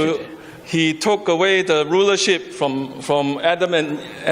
Eve. အာဒံနဲ့အေဝါထံကနေစာရမဏေက He controls လူယူ this သွားတယ် world. အရာဖြစ်တယ်ဒီနေ့တလောကလုံးကိုသူကထိန်းချုပ်ထားတယ် Then he gave his power to the first beast. And the first beast also have 7 heads, 10 horns. နော်ဒီပထမသားရဲ့ခေါင်းခုနှလုံးဂျိုးဆယ်ချောင်းပထမသားရဲ့ကိုသူ့ရဲ့အာဏာကိုလွှဲပြောင်းတယ် But here we see is that the crown is on the 10 horns. ဒီနေရာမှာဗာတွေ့ရလဲဆိုတော့တရဖူကဂျိုးဆယ်ချောင်းမှာရှိတယ် The first beast is Roman Catholic Church. ပထမဦးဆုံးသားပထမသားရဲ့ကတော့ He ကက်သ gets လစ် his အသင်းတော် power from the 10 horns, which is 10 countries of Europe. နော်ဥရောပ10နိုင်ငံကနေသူ့ရဲ့အာဏာကိုသူရရှိတယ် This we know from Daniel. ဒန်ယေလရဲ့နော်အရာဆိုရင်အနာဂတ်ကျမ်းမှာကျွန်တော်တို့သိခဲ့တယ် So now, fast forward into chapter 17. အမြန်ရစ်ပြီးတော့အခန်းကြီး19မှာဒီသားရဲကိုကြည့်လိုက်ပါ This beast no longer has crown. ဒီသားရဲမှာတရဖူတွေမရှိတော့ You notice that? No crowns. That means no တရဖူ political မရှိဘူး power. တဲ့သူ့မှာနိုင်ငံရေးအာဏာနော်ကြောထောက်နောက်ခံမရှိဘူး So unlike Revelation 14, ဗျာဒိတ်ကျမ်းအခန်းကြီး14နဲ့မတူညီတဲ့အချက်က now this beast has no power, political power. ဒီသားရဲကနိုင်ငံရေးအာဏာနောက်ခံမရှိဘူး Verse 4. အငယ်၄မှာဆိုရင်ထိုင်လျက်ရှိသောမိမတူကိုငါမြင်၏ထိုမိမသည်အဝတ်နီအဝတ်မောင်းကိုဝတ်လျက်ရွှေတစားကြောင်းမြတ်တစားပလဲတစားကိုဆင်လျက်ရှိ၏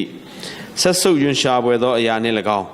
မိမိမတရားသောမေထုံ၏ညဉ့်ညူးခြင်းနှင့်၎င်းပြည့်သောရွှေဖလားကိုကင်လျက်ရှိ၏ This woman is the focus because she rides on the beast. The beast is being suppressed. So you look at this woman now. ဒီယူပါယမှာအမျိုးသမီးကတော့အဓိက Actually, it's the same. သူကသားရဲပေါ်မှာထိုင်နေတယ်သားရဲကိုသူကဖိထားတယ် It says she's dressed in purple, scarlet, decked with gold, precious stone, pearls. နော်တစားဆင်ထားတာလည်းကြားတဲ့အတိုင်းပဲဖြစ်ပါတယ် And in her hand, she holds a golden cup. သူရဲ့လက်ထက်မှာရွှေဖလားရှိတယ် We have been saying this is like a prostitute. မေထုံနဲ့ညဉ့်ညူးတဲ့ပြည့်နေတဲ့ခွက်ဖလားဖြစ်တယ် But more than that, အဲ့ရတဲ့ဘာအပူရှိသေးလဲ if you look at the Old Testament high priest robe, ဓမ္မဟောင်းကျမ်းမှာယစ်ပရောဟိတ်မင်းတွေရဲ့ဝတ်လုံကိုကြည့်မယ်ဆို it's also purple, scarlet, with gold, with precious stone. ဒီလိုအယောင်တွေဒီလိုအဖိုးတန်ကြောက်တွေဒီအယောင်တွေအတိအကျရှိတယ် So it also means that she wants to be the high priest. ဘလို့ယဉ်ညွန်းလဲဆိုတော့သူမရဲ့ဝတ်စုံကတကယ်ဓမ္မဟောင်းကျမ်းတွေကယစ်ပရောဟိတ်တွေရဲ့အယောင်အစင်အတိုင်းဖြစ်နေတယ် But there's one color missing. ဒါပေမဲ့အယောင်တစ်ခုပျောက်နေတယ် What color is missing? ဘာအယောင်ပျောက်နေလဲ Blue. Blue is missing. အပြာရောင်တော့မပါဘူး You look at this. ဒီအယောင်ကိုကြည့်ပါ And scarlet. ခရမ်းရောင်တွေအနီရောင်တွေကျွန်တော်တွေ့ရတယ် Purple and scarlet. ခရမ်းရောင်နဲ့အနီရောင်ဖြစ်ပါတယ် Gold, precious stones, jewelries. အဖိုးတန်ကြောက်တွေနဲ့ရွှေတွေနဲ့လည်းတစားဆင်ထားတယ် Blue is missing. ဒီမှာအပြာရောင်ကမပါဘူးပေါ့နော်ဒါပေမဲ့ဒါဓမ္မဟောင်းက In ယစ်ပရောဟိတ်ဝတ်ယုံကြည့်ပါ Exodus 39, if you can turn to Exodus 39, ခမရ verse ကျမ်း 1. 39အငယ်1မှာကြည့်လိုက်ပါယစ်ပရောဟိတ်ရဲ့ဝတ်ယုံအယောင်အဆင်း The robe of the high priest, it says, of the blue and purple and scarlet, they make clothes of service, to do service in the holy place. အနီရောင်အပြာရောင်စသည်ဖြစ်မှာနော် This is the garment of Aaron, the high priest. အာယုံရဲ့ဝတ်ယုံမှာ Verse 2, it says, make an airport of gold, blue, purple, and scarlets and fine နောက်သူရဲ့ရင်အုပ်မှာ linen. ပါတဲ့နော်အယောင်အသွေးတွေအဖိုးတန်ကြောက်တွေနဲ့တစားဆင် In တာ Numbers 15, တော်လေအကျမ်းခန်းကြီး 38, 15မှာလဲဣသရေလလူမျိုးတွေကိုဖခင်ကဘယ်လိုမှားကြားခဲ့လဲကြည်ပါ God says, speak unto the children of Israel. ဣသရေလအမျိုးသားတွေကိုသွန်သင်ပါ That is to Moses, to speak to the မောရှေကနေတဆင့်ပါနော် that they put upon the fringe of their borders a ribbon of blue. သူတို့ရဲ့အဝတ်အနာဆွန်းနေမှာဆိုရင်တဲ့အပြာရောင်ချီ Something like ကျိုး that. လေးတွေနော် blue ribbon အပြာရောင်ချီကျိုးတွေနဲ့အမှတ်သားတစားဆင်မှု And put it on the fringe သူ of တို့ the ရဲ့ garments. အဝတ်အနာဆွန်းမှာတွေ့ထားဖို့အမှတ်သားနေနဲ့ So when you look at it, you remember. ဒါကိုမြင်တဲ့အခါမှာဘာကိုသ Remember တိရ what? မလဲဆိုတော့ဘာကိုသတိရဘူးလဲ Remember all the commandments of the Lord. ဖခင်ရဲ့ပညတ်ချက်တွေကိုသတိရဖို့ Not အမှတ် only ရစေဖို့ when you see the blue, you remember to do the commandments of God. အပြာရောင်ကိုတွေ့တဲ့အခါမှာတည်ကြည်စွာပညတ်တော်တွေကိုစောင့်ထိန် That you will seek not your own heart after your own heart, ကိုယ်အလိုဆန္ဒတွေပဲလဲကိုမ after ကြည့် your own eyes, ကိုမျက်စိထဲမှာကိုယ်အလိုဆန္ဒတွေပဲမကြည့်ဘူး and go whoring. It says, go prostituting သွားပြီးတော့ against နော် me. မတရားသောမေထုံတွေ Which is နဲ့ God. မမာယွင်းမှုအခြားသောဘာသာသွန်သင်ချက်တွေနဲ့ So blue stands for truth and stands for commandment of God. နောက်တမန်အပြာရောင်ကတမန်တရားနဲ့ဖခင်ရဲ့ပညတ်ကို This Awesome. woman has all the colors, all the decorations of a high priest, Di butမျိုးသမီးမှာ no blue, no truth. is ခုန enough. ယေဘရဟိတ်ရဲ့အယောင်တွေပါတယ်ဒါပေမဲ့အပြာရောင်တစ်ခုမပါဘူး And he goes on to say, ဘယ်လိုဆက်လက်ပြီးတော့ပြောသလဲဆို on တော့ her foreheads သူ့ရဲ့နှစ်ဖူးမှာ are mysterious names. သူ့ရဲ့ဘွဲ့နာမကလည်းနှက်နေတဲ့အရာဖြစ်တယ် Three names: Babylon the Great, သူ့ရဲ့နာမည်သုံးလုံးကဘာဘူးလုံမြို့ကြီး mother of harlots, ပြည်တစားတို့၏အမိ and of the abomination of the earth. မြေ၌ဆက်ဆုပ်ယွန်ရှာပွေသောအရာတို့၏အမိပေရီ So she's Babylon the Great. သူကဘာဘူးလုံပြည်ကြီး So it's very clear. Whenever you read Babylon the Great, it's referring to this woman. ဒီမျိုးသမီးကို This ဘာဘူးလုံ church. မြို့ကြီးဘာဘူးလုံမြို့ကြီးလို့ဒီအသင်းတော်ကိုလည်းရည်ညွှန်းတယ် Mother of harlots. She not only is harlot, but her offsprings are harlots also. ပြည်တစားတို့၏အမိသူကိုယ်တိုင်ကပြည်တစားမကောက်သူရဲ့ Who are သားသမီးတွေလည်း her ပြည်တစားဖြစ်တယ်သူရဲ့သားသမီးတွေဘယ်သူဖြစ်မလဲ The Protestant churches. ယနေ့ Protestant အသင်းတော်များလည်းဖြစ်ပါ They did not totally break away သူ completely တို့က and follow Catholic God. အသင်းတော်နဲ့လုံးဝဖြတ်တောက်ပြီးတော့လည်းဖះနောက်ကိုတိတိကျကျမလိုက်ပါဘူး And God calls her abomination of the earth. သူတို့ကိုဖះကမြေကိုညှဉ်းညူးစေသောဆက်ဆုပ်စွာယွန်ရှာပွေသောအရာများလို့ပြောတယ် Verse 6. အငယ်6မှာ 7. ထိုမိန်းမသည်တန်ရှင်းသူတို့၏အသွေးယေရှု၏တသက်သေခံတို့၏အသွေးနှင့်ရစ်မှုသည်ကိုငါမြင်၏ထိုသို့မြင်သောအခါအလွန်အံ့ဩမိန်မော၍နေ၏ John saw ရှင်ယောဟန်ဘာတွေ့လဲ this woman with the golden cup which contains the blood of martyrs. သူ့ရဲ့ရွှေဖလားထဲမှာ She was drinking and she was drunk. တန်ရှင်းသူတွေရဲ့အသွေးပေါ့နော် That tells you that she believes what she is doing is correct, killing God's people. ဖះရဲ့တန်ရှင်းသူများကိုအချမ်းဖက် Drunk means you don't know what is right, what is wrong anymore. ညှဉ်းပန်းနှိပ်စက်ခြင်းအပြင်နော်ရစ်မှုတယ်အမှားမှန်ဘာလို့ရမလဲမသိဘူးဆို It တော့ goes on to say, when John saw this scene, ယောဟန်ကဒီမြင်ကွင်းကိုမြင်တဲ့အခါမှာ he wondered, he was shocked, he was သူ့အနေနဲ့ with great admiration. မိန်မောတွေ့ဝေတယ် He wondered what happened. ဘာတွေဖြစ်တယ်လဲပေါ့နော် Earlier, this woman was pure, with light, ပထမ giving အမျိုး birth သမီး to ကတော့ Christ. အဖြူရောင်ဝတ်ထားတယ်နော်ခရစ်တော်ကိုမွေးဖွားတယ် Ran away into the wilderness. God protected her for 1,260 years. ဘုရားသခင်ကနှစ်ပေါင်း1260ကာကွယ်ထား And in 13, the beast with 7 heads, 10 horns, ခန်း was ကြီး73မှာသတ္တ the ဝါ dragon wanted to kill the baby. The first beast also wanted to kill the woman. ပထမသားရဲ့ရောနဂါးရောအမျိုးသမီးကိုတတ်ဖို့ကြိုးစားတယ် 1,260 days was mentioned 3 times. That means it's an important 1260ရက် date. ကို3ချိန်ပေါ်ပြတယ်အင်မတန်မှအရေးကြီးတဲ့ If you study it, you know the beast was the Roman Catholic Church. လေ့လာတဲ့အခါမှာဒီသားရဲ့က And the woman was the pure church. အမျိုးသမီးကတော့ was being တန်ရှင်းသော persecuted. အသင်းတော်ဖိနှိပ်ခြင်းခံရတဲ့အသင်းတော်ဖြစ် Then fast forward 17, this woman and the beast are together. အခန်းကြီး19မှာတော့ How did that ဒီ happen? မျိုးသမီးနဲ့ဒီသားရဲ့ကအတူတကွဖြစ်နေတယ်ဘယ်လိုဖြစ်တာလဲ The angel says, ကောင်းကင်တမန်ကဘယ်လိုပြောလဲ Why are you so shocked? ဘာကြောင့်မိန်မောတွေ့နေရလဲ Why did you marvel? ဘယ်ကြောင့်အံ့ဩသနည်းတဲ့ I will tell you the mystery of this woman ဒီလျှို့ဝှက်တဲ့အရာဒီအမျိုးသမီးအကြောင်းကိုပြောပြမယ် and of the beast that carries her. သူကိုသဲတဲ့သားရဲ့ကတဲ့ So verse 8, he goes on to start explaining. ငယ်ရှစ်မှာသူရှင်းပြပါတယ်ယခုမြင်သောသားရဲ့သည်ဖြစ်ဘူးပြီဖြစ်ဆဲမရှိအနက်ဆုံးသောတွင်းထဲကတက်၍ဖြက်စီးခြင်းသို့ရောက်လိမ့်မည်ကဘာဦးကပင်အသက်စာဆောင်၌စင်းမွင်သောမြေကြီးသားတို့သည်ဖြစ်ဘူး၍ဖြစ်ဆဲမရှိဖြစ်လက်တန့်သောသားရဲ့ကိုမြင်သောအခါအံ့ဩကြလိမ့်မည် It says, the beast, the angel explained to John, you saw.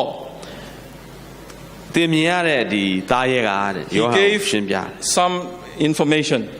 တချို့သတင်းအချက်လက်တွေလည်းပေးပါတယ် This beast was, ဒါကဖြစ်ဘူး၍ဖြစ်ဘူးတဲ့ဖြစ်ဆဲမရှိ is not, ဖြစ်ဆဲလည်းမရှိဘူးအခုလည်းမဖြစ်ဘူး and will ascend from the bottomless pit. Bottomless pit means death. From the death, he will be resurrected. အနက်ဆုံးသောတွင်းတွေကတက်၍ဖျက်ဆီးတတ်တယ် and put into perdition, go back to be destroyed. နောက်ပြီးတော့စီရင်ခြင်းခံရဖို့ဖျက်ဆီးခံရဖို့ပို့ခြင်းခံရတယ် So there's 4 periods. Was is not, shall ascend from the bottomless pit and go into perdition. ဒါကြောင့်အချိန်၄ကာလဖြစ်တယ်နော်ဖြစ်ဘူးတယ်ဖြစ်ဆဲမရှိဖြစ်လက်တတ်နောက်ပြီးတော့ And the whole world, And that's all not doing it them says, just those thinking that God. dwell on the earth shall wonder. တကဘာလုံးကလည်းသူ့ကိုကြည့်ပြီးတော့အံ့ဩတယ် Who are they? Those that has no name written in the book of life. အသက်စာဆောင်မှာစီးရင်မဝင်တဲ့လူတွေကလည်းနော်ဒါကြည့်ပြီးအံ့ဩတယ် Is your name written in the book of life? I asked this 3rd time already. သင်တို့ရဲ့နာမည်အသက်စာဆောင်မှာ In this စီးရင်မှာရေးထားသလား How do you get your name written in the book of life? အသက်စာဆောင်မှာဘယ်လိုစီးရင်ဝင်တယ်လဲ Is by accepting Jesus as your Savior, ခရစ်တော်ယေရှုကိုကယ်တင်ရှင်အနေဖြင့်လက်ခံခြင်းအဖြစ် recognizing God is God ဖခင်ကိုဖခင်အဖြစ်အတိအမှတ် that ပြုခြင်း created the world in the က Old ဘာကြီးကို Testament. ဖန်ဆင်းတဲ့ By accepting His favor, His grace, the သူရဲ့ကျေး sacrifice, ဇူးတော်ကိုလက်ခံ the ခြင်း blood. သူရဲ့ရစ်ပူဇော်ခြင်းကိုလက်ခံခြင်း your name is written there. ကျွန်တော်တို့ရဲ့နာမည်ကအသက်စာဆောင်မှာစီးရင်ဝင်လိမ့်မယ် Whether it will be crossed out or not depends. သင်ရဲ့နာမည်ဖြတ်ချင်းခံရမလဲဆိုတာတော့အခြေအနေပေါ်မူတည်ပါတယ် Investigative judgment started in 1844. တရားစီရင်ခြင်းက1844မှာစခဲ့ပါတယ် From this book of life, the names. အသက်စာဆောင်မှာစီးရင်ဝင်တဲ့လူတွေအာဒံကနေစပြီးတော့ Then Cain, အသက် then စာဆောင် Abel, စီးရင်ဝင်သောသူများကိုတယောက်ပြီးတယောက်နော် from the dead Bad to kid there. those who are alive. ယနေ့အသက်ရှင်နေတဲ့လူတွေအထိ When the investigative judgment is completed, Jesus ဒီ will တရား come. စီရင်ခြင်းဆုံးတာနဲ့ခရစ်တော်ယေရှု Not ကြွ long လာ after တယ် that. အဲမကြမီမှာခရစ်တော်ကြွလာမှာဖြစ်ပါတယ် So here it says, ကြောင့်ဒီနေရာမှာဘယ်လို the ပြောလဲ whole world will wonder after this beast, တလောကလုံးက after this ဒီ woman, သားရဲ့ဒီအမျိုးသမီးကိုကြည့်ပြီး whose တော့ name အံ့ is ဩ not တယ် written သူ in ရဲ့ the နာ book မည် of က life. အသက်စာဆောင်မှာစီးရင်ဝင်တဲ့လူတွေ Let's deal with the 4 period. အချိန်ကာလ၄ခုကိုကြည့်ပါ Was.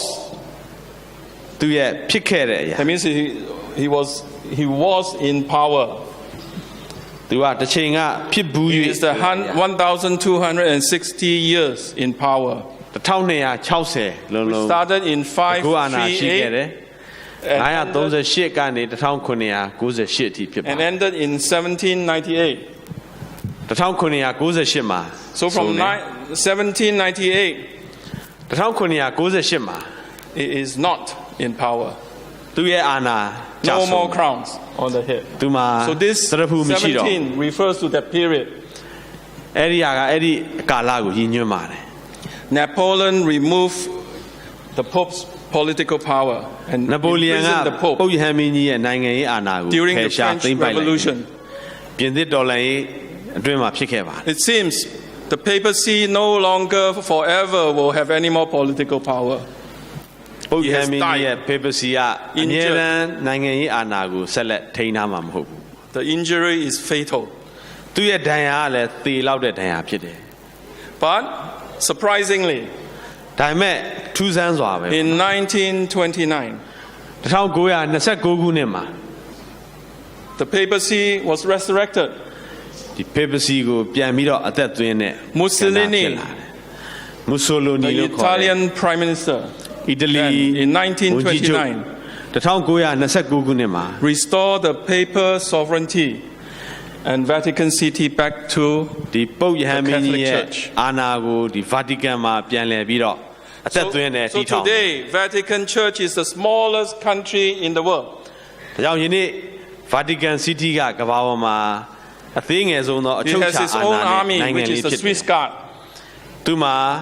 Switzerland ကနော်ကာကွယ်ရေးလုံ It ခြုံ has ရေးအ its ဆောင်တွေ own ရှိပါ bank, Vatican Bank. သူမှာသူ့ရဲ့ဘဏ်ရှိတယ် It Vatican has its Bank own လို့ခေါ် king, Pope,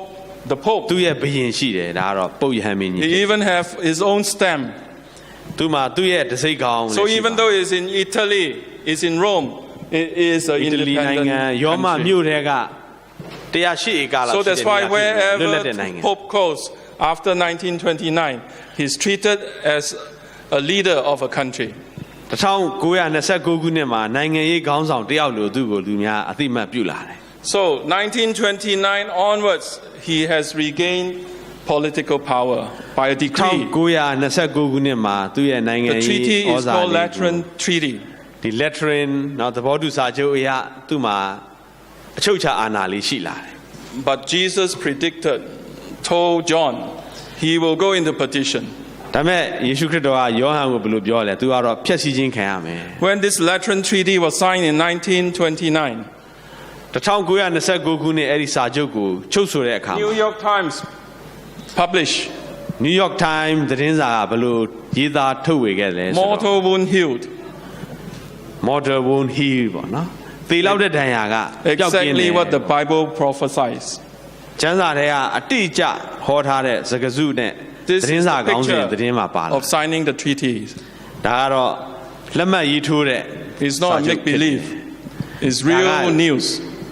ယုံအောင်ပြောတဲ့ယုံနှန်းစကားမဟုတ်ဒါတကယ်သမိုင်းဝင်သတင်းဖြစ်ပါတယ် The 7 heads, it goes on, verse 9. အငယ်9မှာခေါင်း9လုံးနဲ့ဆက်ပြီးပြောပါတယ်ဤရာ၌ပညာနှင့်ပြည့်စုံသောဉာဏ်ရှိ၏ခေါင်း9လုံးကမိမကင်သောတောင်9လုံးဖြစ်၏မိမထိုင်သောတောင်9လုံးဖြစ်၏ Okay, there are 2 parts to this seven hills. အဲ့ဒီတောင်9လုံးနဲ့ပတ်သက်တဲ့နှစ်ပိုင်းရှိတယ်ခေါင်း9လုံးတောင် 7 heads. 9လုံး The explanation of 7 heads. First part is 7 hills. ပထမတစ်ပိုင်းကတော့တောင်9လုံး Rome has traditionally been known as the 7 hills of Rome. ယောမမြို့ကိုတောင်9လုံးနဲ့မြို့လို့ယနေ့ This is လူတွေ the သိပါတ old ယ် city wall of Rome. ဒါတော့ငကိုမြို့ယူအဟောင်းရဲ့မြေပုံဖြစ်တယ် There are 7 hills အဲ့ဒီမှာတောင် in 9 that လုံး old ပါတယ် city. အဲ့ဒီမြို့ဟောင်းရဲ့တောင်မြို့ယူပတ်တဲ့နေရာမှာတောင်9လုံးရှိတယ် First time I went to Rome as ကျွန် a တော်ပထမအ tourist, ချိန်ယောမကိုသွားလေတဲ့အခါမှာခီးသွားတယောက်အနေနဲ့ I joined a tour, local tour, an Italian young tour guide good guy. နော် tourist လမ်းညွှန်တယောက်နဲ့သွားပြီးတော့ပတ်တယ် She's a Catholic. အဲ့ဒီမျိုးသမီးကကက်သလစ်ဖြစ်တယ် She went and brought us all over Rome. ယောမတစ်မျိုးလုံးကိုလိုက်ပြ Towards the end of the trip, she mentioned about 7 hills. အဲ့ဒီ trip ရဲ့အဆုံးမှာယောမမြို့ရဲ့တောင်9လုံးကြော My င့် antenna shot up because I remember attending Daniel and Revelation seminars ဒိုင်လာကျမ်းနဲ့ဗျာဒိတ်ကျမ်းကိုလေ့လာဘူးတယ်ဆိုတော့ကျွန်တော်ရဲ့အမွေးတွေပေါ့ that talks about 7 hills is referring to Rome.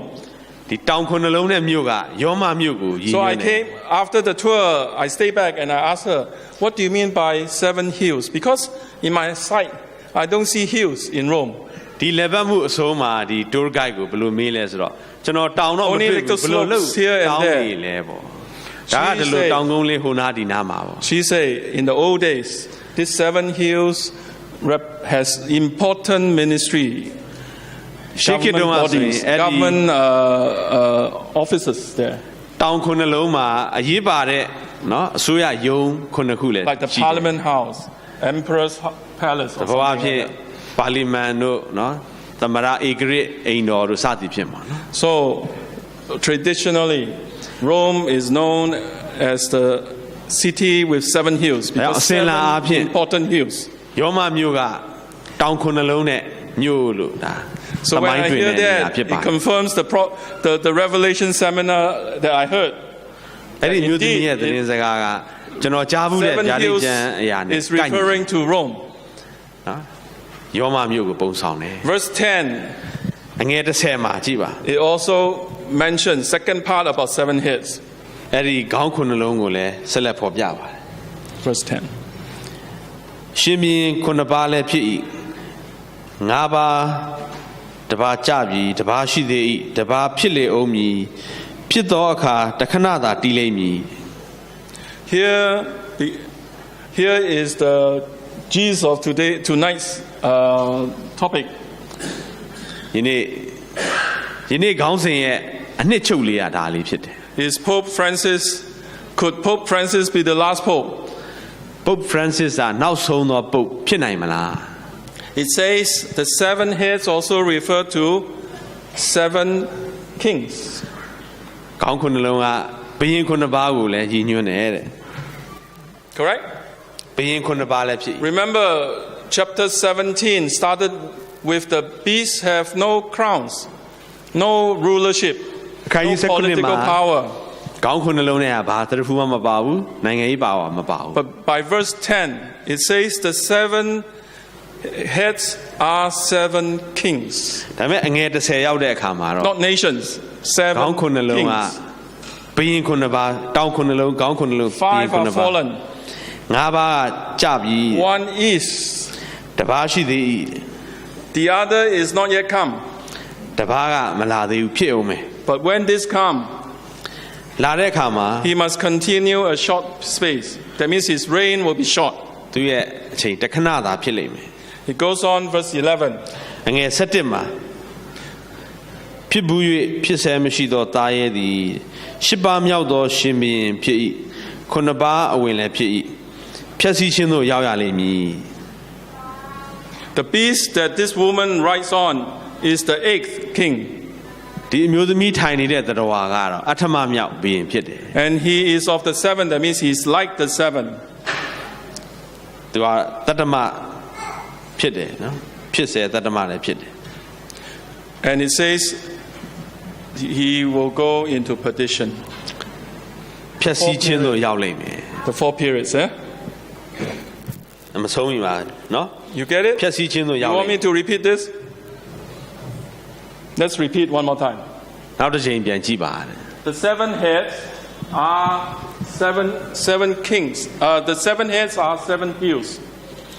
which we already explained. It's နော်ရှင်ဘုရင်ခုနှစ် Rome, ပါးလည်းဖြစ်မယ် where the power of this church is. အသင်းတော်ရဲ့ Verse 10, it says the Count. 7 king. It is also 7 kings. ဘုရင်ခုနှစ်ပါးလည်းဖြစ်တယ်လို့ပြောတယ် 5 fallen, ငါးပါးကြပြီ 1 is, တစ်ပါးရှိသေး၏ 1 is to come. တစ်ပါးဖြစ်လေအောင်မည် But when he comes, he will be a short time. ဖြစ်သောအခါတစ်ခဏသာတည်လိမ့်မည် The 8th is the beast. အထမသားရဲဖြစ်တယ် And the 8th, after the 8th, it will go into perdition. That means အဲ့ destroy. ဒီအပေါင်းအပြီးမှာတော့ဖြည့်ဆည်းခြင်းသို့ရောက်လိမ့်မယ်တဲ့အထမ Clear? Now, what does this 8 kings? Who ဘု are ရင်တစ် they? ပါးဘယ်သူတွေလဲပေါ့ဘုရင်ခုနှစ်ပါး Some interpret it as Roman emperors during the time John was. ချို့ကတော့ယောဟန်ခေတ်တုန်းကရှိတဲ့ယောမ empire ဧကရိဘုရင်ခုနှစ်ပါးဖြစ်ကောင်းဖြစ်မယ်လို့တချို့အနဲ့ဖွင့်တယ် But if we understand the structure ဒီဆောက်မှုပေါ့နော် of Revelation 12, 13, 14, it doesn't seem to fit in that စနစ်ကနေ scenario. 19ကိုကြည့်လိုက်တဲ့အခါမှာဒီအတိတ်ပဲဖွင့်ဆိုမှုကဘယ်လိုကွက်တိဖြစ် Some interpretation says we can count from Egypt တချို့ကတော့ Egypt ကနေစပြီးတော့ရေတွက်ဖို့ and trace with Daniel, match it with Daniel. နော်ဒိုင်လာနဲ့နိုင်ရှင်ပြီးတော့သူတို့ပြန်ပြီးတော့အနဲ့ဖွင့်တယ် But it seems a bit out of place. Because if you trace chapter 17, what we have done verse by verse, အခန်းကြီး19ကနေကျွန်တော်အပိုက်ချင်းစီကြည်လာတဲ့အခါပေါ့နော် chapter 17 deals with the final phase of အခန်းကြီး destruction. 19ကနောက်ဆုံးဖြည့်ဆည်းတဲ့ကဏ္ဍကိုပဲကျွန်တော်ဒီမှာဖော်ပြထားပါ It may not fit in, but this was the most used explanation Interpretation. by the Daniel Revelation series. ဒိုင်လာနဲ့ဗျာဒိတ်ကျန်လေ့လာတဲ့နေရာမှာဟို Egypt ကနေစပြီးတော့အနဲ့ဖွင့်ထားတဲ့အရာတွေကိုအများစုကအသုံးပြုကြတယ်ဒါပေမဲ့ယနေ့ခုနပြောဆိုတဲ့အရာနဲ့သိပြီးတော့တိတိကျကျမကိုက်ညီဘူး Most of our Adventist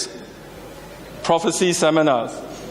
use Yes. Babylon as the ကျွန်တော် starting point. Adventist Seminary ကျွန်တော် Adventist Bible Commentary မှာလည်းအဲ့ဒီလိုဖော်ပြထားတာတွေ So တွေ့ရ it's ပါလိမ့် quite မယ် clear. The first 4, Babylon, Middle Persia, Greece, Rome. တချို့ကတော့ခုနကဘာဘီလုန်ကနေစတယ်တချို့က Egypt ကနေစတဲ့နှစ်မျိုးရှိပါတယ် Then the 5th, 6th, 7th, and 8th is a bit မလေးခုရှိတယ် different. Ah, Different 6 people has different interpretations. ကွဲပြားတဲ့အနဲ့ဖွင့်တာတွေကျွန်တော်တို့ဖတ်ဖို့လိမ့်မယ်ရှာဖွေလို့တွေ့ပါတယ်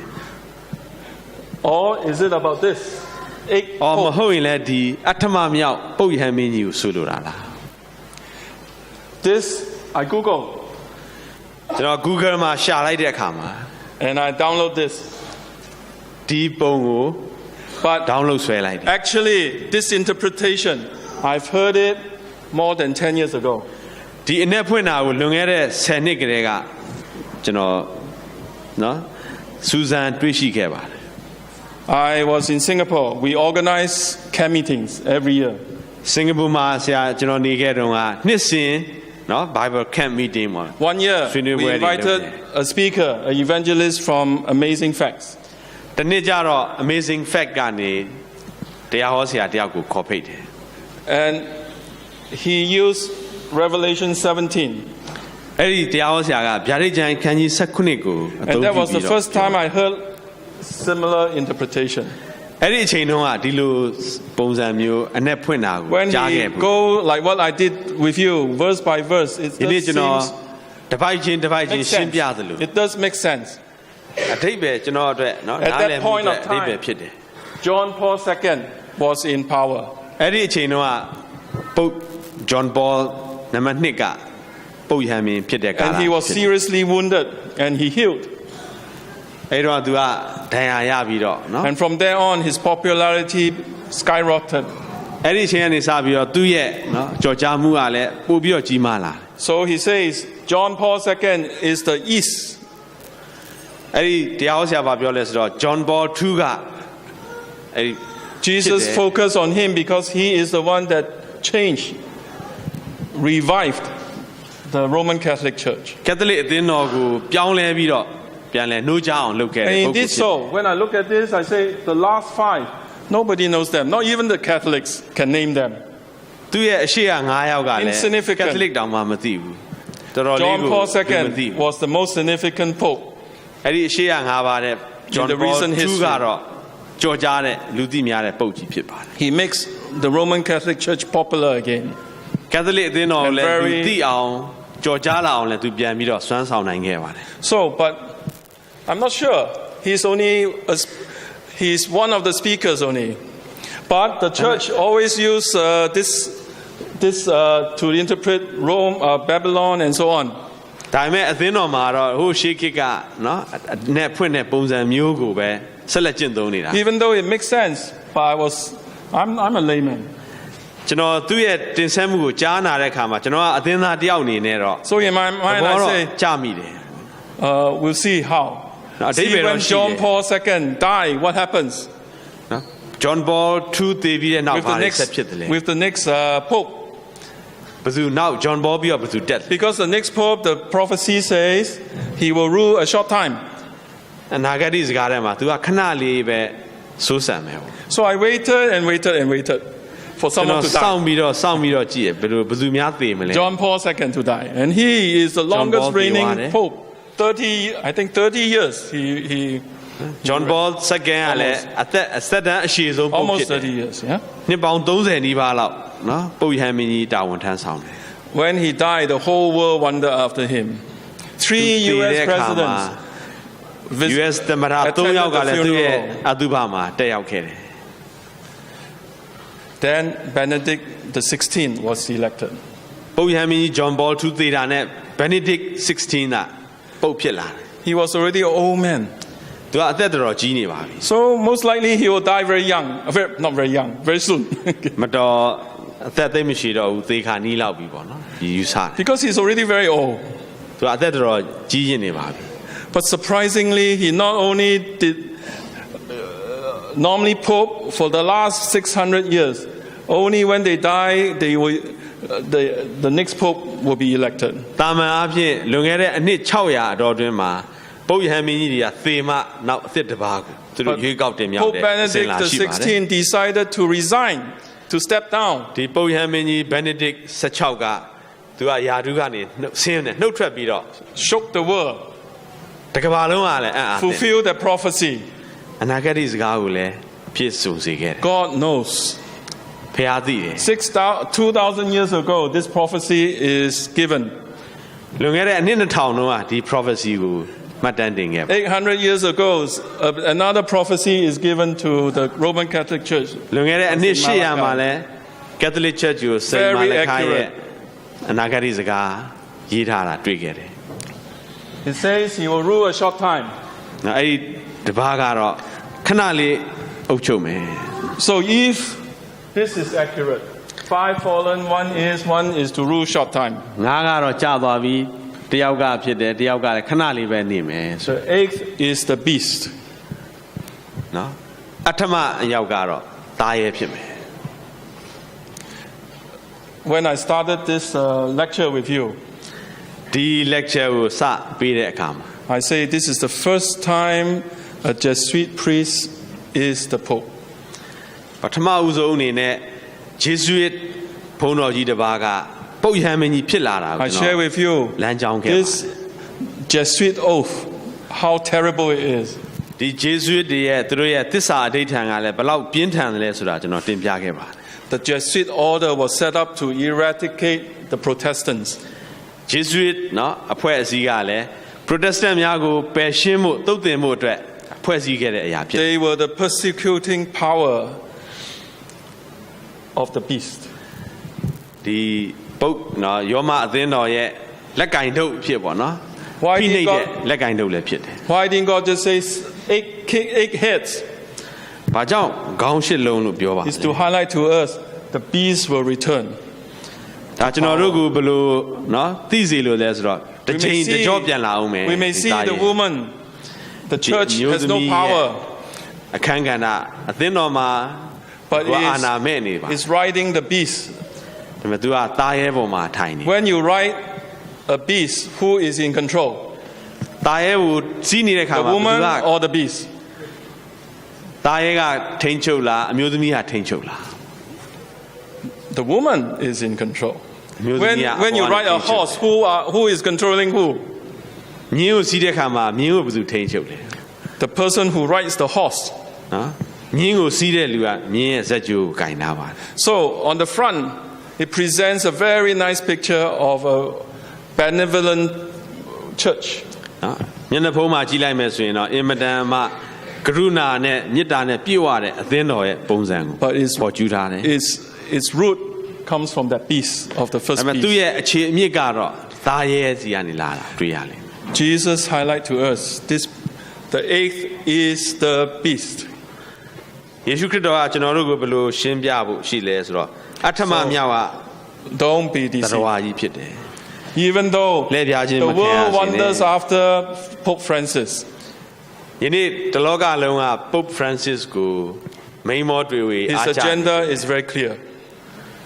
သူ့ရဲ့လုပ်ငန်းစဉ်ကတော့ရှင်းနေပါတယ် Now, the 10 horns,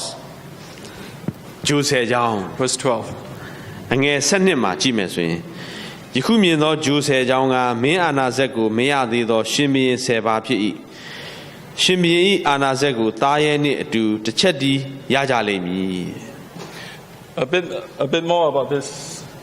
Pope Francis today is already 80 something, early 80 years old. Pope Francis ကဒီအသက်80ကျော်အသက်80အစော One of his close friend သူရဲ့ရင်းနှီးတဲ့မိတ်ဆွေတယောက် say, if you give this Pope Francis 5, ဒီ Pope ကိုအချိန်9နှစ်ပေးမယ်ဆိုရင် he will change the world.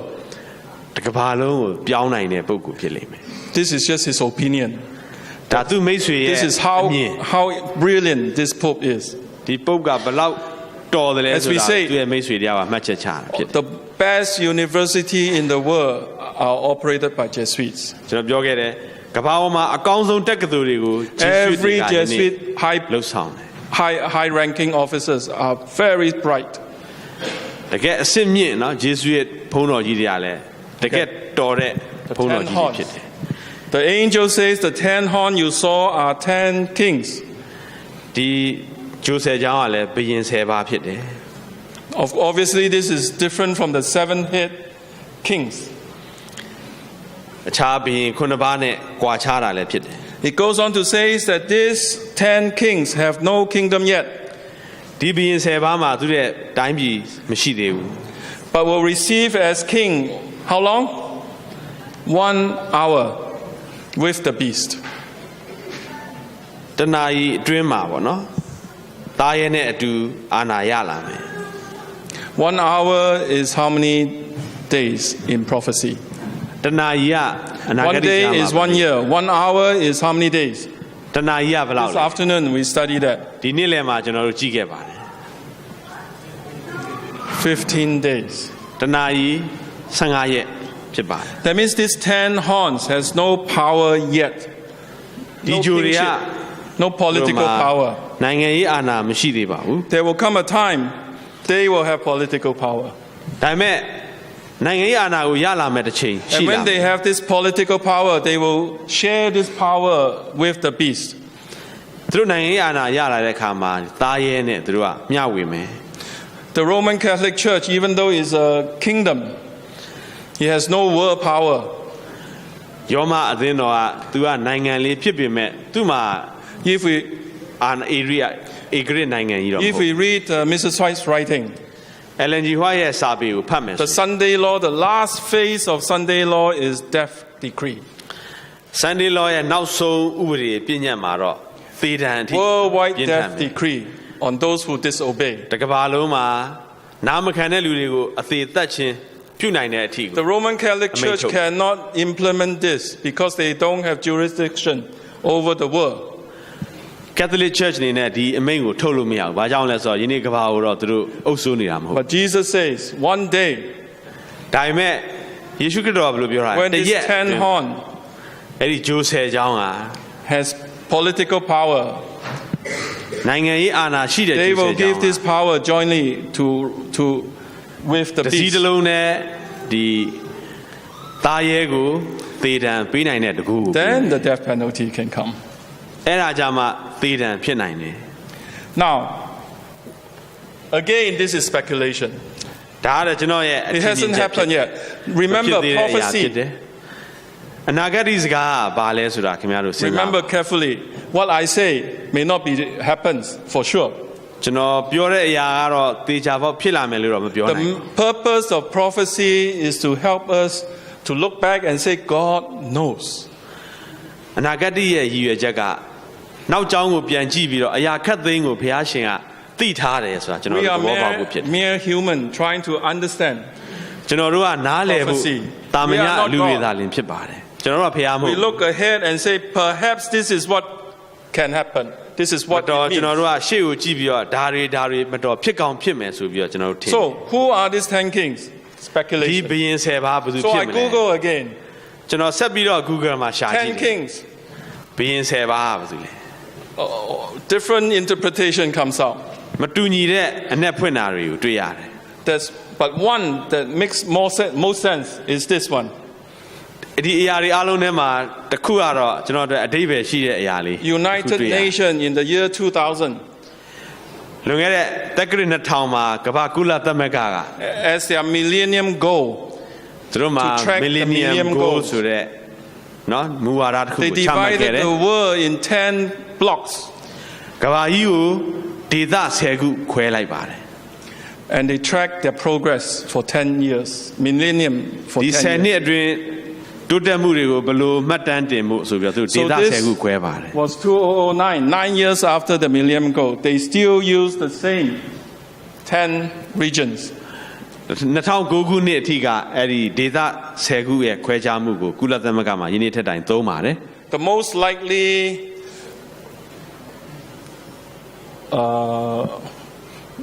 scenario where the world can be divided into 10 is through the United Nations. နော်ကမ္ဘာကြီးကို10ပိုင်းပိုင်းနိုင်တဲ့နော်ဂန္ဓာကလည်းယနေ့ကမ္ဘာကုလသမဂ္ဂမှာပဲဖြစ်နိုင်ခြေရှိပါတယ် So you see, Europe is one block. နော်ယူရိုပကဒါတစ်ပိုင်းဖြစ်တယ်ဒေသ10ခု Europe already have political power. ဥရောပတိုင်းမှာသူ့ရဲ့နိုင်ငံရေးတကူအာဏာရှိတယ် Where are you? ဒီနေ့ခင်ဗျားတို့ကဘာမှလဲကျွန်တော်တို့ကဘာမှလဲ Southeast Asia. ကျွန်တော်တို့ကအာဆီယံတိုင်းပြည်မှာ Does ASEAN have political power yet as a block? ဒီနေ့အာဆီယံကဒေသမှာသူ့ရဲ့အာဏာဩဇာရှိလား Not yet. So, today, China, even China don't have the political power ယနေ့တရုတ်ပြည်ကလည်းသူ့ because အာဏာ it နဲ့ includes the Mongolia inside. အဲ့ထဲမှာမွန်ဂိုလီးယားလည်းပါတယ် So, this is yet to happen. ဒါကတော့ရှေ့မတော်ဖြစ်မဲ့အရာ But one day it may happen. မတော်တစ်နေ့ကျရင်တော့ Each block may have political power. သူရဲ့အကန့်နဲ့သူနော်စူးစီးတဲ့ Verse 13. အရာတွေဖြစ်မယ်အငယ်73မှာထိုသူတို့သည်သဘောတူ၍မိမိတို့တကူအာနာစက်ကိုတားရဲ၌အပ်ပေးကြလိမ့်မည် When they are given kingship, it says, "These have one mind." သူတို့မှာဒီလိုပေါ့နော်အာနာစက်ရလာတဲ့အခါမှာ They shall give their power and strength unto the beast. အာနာစက်ကိုတားရဲ၌အပ်ပေးကြလိမ့်မယ် Verse 14. အငယ်74 With မှာ this power, ဒီတကူနဲ့သူတို့ဒီတိုးတငယ်ကိုစစ်တိုက် these two unions will make war with the Lamb, သူတို့ဒီတိုးတငယ်ကိုစစ်တိုက်၍တိုးတငယ်သည်နိုင်တော်မူလိမ့်မည် and the Lamb, Jesus Christ, will overcome them. ယေရှုခရစ်တော်ကတော့သူတို့ကိုအောင်နိုင်ပါလိမ့်မယ် That means the whole world will go after the remnant of God's people. တလောကလုံးကတော့ဘုရားရဲ့ကြံကျွင်းတဲ့အသင်းတော်နောက်သို့လိုက်ပါလိမ့်မယ် But God promised you will have victory. ဒါပေမဲ့ဘုရားရှင်ကကျွန်တော်တို့ကို The အောင်မြင်မယ် Lamb လို့ shall ဂရုပေးတာ overcome them because Jesus Christ is coming back ခရစ် at တော် the ယေရှု critical ပြန် time. လာမှာဖြစ်တဲ့အတွက်အခုလိုအရေးကြီးတဲ့အချိန်မှာပြန်လာမှာဖြစ်တဲ့အတွက်ကျွန် If တော် you တို့အောင်ပွဲရ read ရှိမှာ great controversy, the chapter about Jesus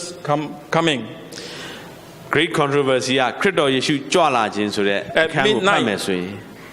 at midnight, ညသန်းခေါင်အချိန်မှာ the sun came out as if it's noon. နေ့အချိန်မှာမွန်းတဲ့ရောင်ချီလို့ From a လင်းပါလိမ့်မယ် distance, အဝေးကနေ a dark crowd gets bigger and brighter, and that is Jesus coming. လက်ဝါးတော့နော်တိမ်လေးကနေတောက်ပတဲ့ The earth shook, great ဘာကြီးက earthquake. ကြီးစွာလှုပ်ခါ Everything is moved out of place. အရာခတ်သိမ်းကလှုပ်ခါပြီးတော့ပြိုလဲမယ် This is the last plague, the seventh plague weကျွန် studied. တော်တို့ဘေးဒဏ်ခုနှစ်ပါးမှာတတ္တမဘေးဒဏ်မှာကြီးစွာသောမြေလှုပ်ခြင်းနဲ့အဆုံးသတ်မယ် It says 14, "This shall make war with the Lamb, and the Lamb shall overcome them. ဒီပုဂ္ဂိုလ်ကသိုးတငယ်ကိုစစ်တိုက်မယ်တဲ့သိုးတငယ်သည်နိုင် For တော်မူ he is the Lord of lords and King of kings. သိုးတငယ်ကသခင်တို့ရဲ့သခင်ဘုရင်တို့ရဲ့ဘုရင်ဖြစ်တော်မူတယ် And they that are with him, the 144,000 is referring to. ကိုရောနေ့အတူရှိသောသူတို့သည်လည်းတဲ့ခေါ်တော်မူသောသူရွေးချယ်တော်မူသောသူတစ္ဆာရှိသောသူဖြစ်ကြ၏သိန်းလေးသော Even လေး the တော် name, they are called, they are chosen, they are faithful. သူတို့ကရွေးကောက်ခြင်းခံရတဲ့လူခေါ်ခြင်းခံရတဲ့လူတစ္ဆာရှိသောသူတွေဖြစ်ပါ God has chosen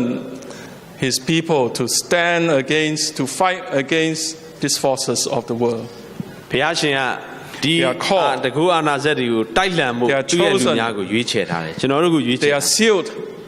တစိတ်ခတ်ထားတဲ့လူဖြစ် sealed. တယ် That's why they are faithful.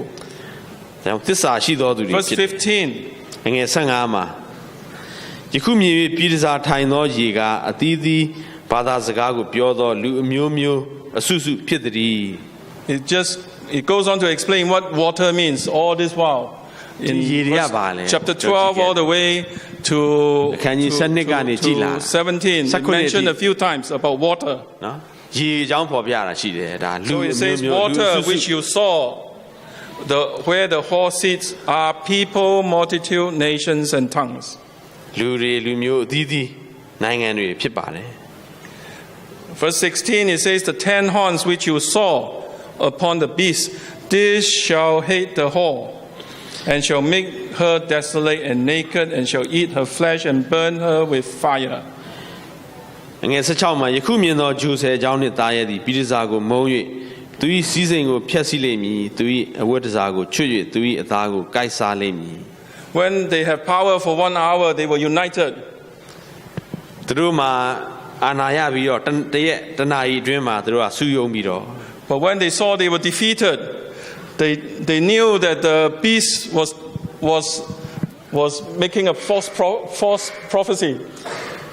သူတို့ကကြာရှုံးပြီးတော့ဒီသားရဲကသူတို့ကိုလွဲမားစေအောင်ဥဆောင်ခဲ့တဲ့အတွက်ပေါ့ The beast says we can win this war, but they lost. ဒီသားရဲကဒီစစ်ပွဲမှာနိုင်မယ်လို့ပြောပေမဲ့သူကရှုံး Verse 16 says they turned, this 10 horn turned against the whole. ဒီဂျိုဆယ်ကျောင်းနိုင်ငံ10နိုင်ငံကဒီသားရဲကိုပြန်လှည့်ပြီးတော့ And make her desolate, naked, eat her flesh, burn her with fire. ဒီပြည်တစားကိုမုန်းတယ်ဖမ်းဆီးတယ်သူ့ကိုကိုက်စားတယ် Chapter 18 talks about fire being destroyed, Vatican being destroyed by fire. အခန်းကြီး18မှာ Vatican ကိုမီးနဲ့ဖျက်ဆီးတာကိုကျွန်တော်တွေ့ခဲ့ကြည့်ခဲ့ပါတယ် 17. အငယ်18မှာ For God has put in their heart to fulfill his will. ဘုရားသခင်ရဲ့အလိုတော်ကိုပြုခြင်းကနှုတ်ကပတ်တော်ကိုမပြည့်စုံမိတိုင်အောင် Even though they are enemies of God, သူတို့ကဘုရားရဲ့ရန်သူတွေဖြစ်ပေမဲ့ God knows ဘုရားသိထားပါတယ် what will happen. ဖြစ် Amen. ပြမဲ့အရာတွေကိုဘုရားရှင်သိထားတယ် Amen. Amen Amen We serve a powerful God who knows everything, ကျွန်တော်တို့ကအရာခတ်သိမ်းကိုသိတဲ့ဘုရားရှင်ကိုကိုးကွယ်နေတော်သူတွေ who ဖြစ် loves us very much, who warns us what will happen, ကျွန်တော်တို့ကိုချစ်ပြီးတော့ဖြစ်မဲ့ဘေးတွေကိုလည်းကြိုတင် who ပြော asks ထား each တယ် one of us to be ready, to be chosen, အားလုံးကိုရွေးကောက်ပြီးတော့အစင်းသင့်ဖြစ်ဖို့လည်း to be နှိုးဆော်တယ် faithful. အဆုံးတိုင်အောင်တည်ကြည်သစ္စာရှိဖို့လည်းနှိုးဆော်ပါတယ် What you have learned today ဒီနေ့ဒီလို Is ပါ this- လေ့လာခဲ့တယ် in front of our eyes. ကျွန်တော်တို့ရဲ့မျက်စိရှေ့မှာပဲ We may be witnessing the fulfillment of Revelation 17 verse 11. ဗျာဒိတ်ကျမ်းအခန်းကြီး19အငယ်17ကိုကျွန်တော်တို့မျက်စိရှေ့မှာပြည့်စုံလာတာကိုတွေ့ရမယ် We may be living in the time of the last pope. နောက်ဆုံးသောကာလမှာကျွန်တော်တို့အသက်ရှင်နေတာဖြစ်လိမ့်မယ် Through US, နော် Pope Francis USA is likely to be the one who will implement the national Sunday law. USA က Pope Francis နဲ့တွဲပြီးတော့အမျိုးသား And finally, with the တနင်္ဂနွေဥပဒေကိုထုတ်ပြန် 10 kings of the world, death penalty will be implemented. ကမ္ဘာနိုင်ငံဒေသကြီး10ခုရဲ့ပူးပေါင်းမှုနဲ့သေဒဏ်အထိလှုပ် Pope ဆောင်မှုတွေ Francis is ဖြစ် in လာ his နိုင် early 80s. Pope Francis ကတော့အသက်80ကျော်ပြည့်ရှိတာ Actually, 2 years ago, လွန်ခဲ့တဲ့နှစ်တုန်းက he made a statement. သူဘယ်လိုပြောခဲ့တယ်လဲဆိုတော့ He said, probably I will step down in 5 years မတော်နောက်9နှစ်ဆိုကျွန်တော်အငြိမ်း because စား my health is not in good condition. ကျွန်တော်ရဲ့ကျန်းမာခြင်းကသိပ်မကော In င်း fact, he was suffering from a very painful nervous problem. သူမှာဒီအာယုံကြောနဲ့နာကျင်မှုဝေဒနာကိုခံစားနေရပါတယ် Something to do with his nerve. သူရဲ့ I အာယုံ don't, ကြောယောဂတစ်ခုကြောင့်ဖြစ်လိမ့်မယ် so he wanted to step down. သူအ So နာ he's ယူခြင်း very eager to get his agenda done. သူရဲ့အစီအစဉ်တွေကိုဖြစ်မြောက်အောင်လုပ်ဖို့သူမှာအရန်စိတ်ထက် The သန် speed that he does things is tremendous. Every looks week you can see new things if you Google. အပတ်တိုင်းမှာသူရဲ့လှုပ် Every ဆောင်မှု month အသစ် something တွေကို great is happening. Google မှာတွေ့ရမယ်လစဉ်မှာလည်းအသစ်အဆန်းတွေတိုးတက်ဖြစ်စဉ်တွေတွေ့ရတယ် Few months ago, လွန်ခဲ့တဲ့လအနေ it's နဲ့ not on this. ဒီမှာတော့မရှိဘူးပေါ့ပါတဲ့ For the first time since the year 2000, တက္ကရာ2000နောက်ပိုင်းမှာပထမဦးဆုံးအကြိ he မ် pushed open the main door of St. Peter. စိန့်ပီတာဘုရားကျောင်းရဲ့တကဝကြီးကိုသူဖွင့်ပလိုက်တယ် All this while I've been wondering, how come the Catholic Church always have to walk in from the side doors? Have you noticed that? ကက်သလစ်တွေဘယ်လိုလုပ်ဘေးကနေပဲဝင်ရတယ်လဲဆိုပြီးကျွန်တော်ငကွာ The front door is always closed. စဉ်းစားတယ်အရှိတကားကြီးကအမြဲတမ်းပိတ်ထားတယ် But Pope Francis opened all the Catholic Church main door Pope Francis for 1 က year. ဒီ Catholic Church ရဲ့အရှိတကမကြီးကိုဖွင့်ဖို့သူတစ်နှစ်လုပ်ခဲ့တယ် Anybody that walks through the front door, ဒီအရှိတကဝကနေဝင်တဲ့လူတိုင်းဟာ their sins are forgiven. သူတို့ရဲ့အပြစ်တွေခွင့်လွှတ်ခြင်းခံရမယ် You see how powerful is these steps these things that he does. သူရဲ့လှုပ်ဆောင်မှုကဘလောက်လူတွေကြီးညို Whether you are Buddhist, you Hindu, you Muslim, if you go to Rome and you know about this, would you step into this front door? ဘယ်ဘာသာဝင်ဖြစ်ဖြစ်ဒီအရှိတကဝကနေဝင်မယ်ဆိုရင် Obviously, ထင်ရှားစွာပေါ့နော် extra protection. My sins are forgiven. သူတို့ရဲ့အပြစ်တွေဆေးကြောခြင်းလွတ်ခြင်းခံရမယ် See how he unites the world? တကဘာလုံးကိုသူဘယ်လိုစီးယုံခဲ့တယ်ကြည့်ပါ We are living indeed in the last second. ကျွန်တော်တို့ကတော့နောက်ဆုံးသောအချိန်မှာယနေ့ရှင်သန်နေတဲ့ပုဂ္ဂိုလ် Let's တွေဖြစ်ပါတ not ယ် be lukewarm anymore. ကျွန်တော်တို့ကမပူမအေးနှွေးနှွေးပုဂ္ As ဂိုလ် a တွေ church, ဖြစ်ဖို့ God has given this church an opportunity. အသင်းတော်အနေနဲ့ယနေ့အသင်းတော်ကိုဘုရားရှင်အခွင့်အရေးတွေပေးထားပါတယ် He has opened the door of Myanmar just a little bit မြန်မာပြည်ရဲ့တကားတွေကိုအခုအနည်းငယ်လေးဖွင့်ထားလာပြီ to finish the work. အမှုတော်ကိုအဆုံးသတ်ဖို့ Russia just closed the door. Do you know? ရုရှားမှာတော့ယနေ့တကားကိုပိတ်လိုက်တယ်သိလားဘူး Putin has just made it a law you cannot evangelize.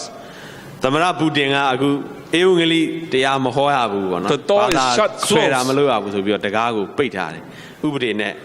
တားဆီးထားတယ် It was open for about 10 years or so, 10နှစ်ကျော်မကနော်ဖွင့်ထားပါတယ် and today is closed. ယနေ့ကတော့ပြန်ပြီးပိတ်တယ် The door in Myanmar has just opened. ယနေ့မြန်မာပြည်မှာတော့တကားကတော့ Pastor. ဖွင့်ထားတယ် Let's work together. Finish this work. ဓမ္မဆရာများကျွန်တော်အတူတကွအမှုဆောင်ပြီးတော့အမှုတော် God is waiting for different countries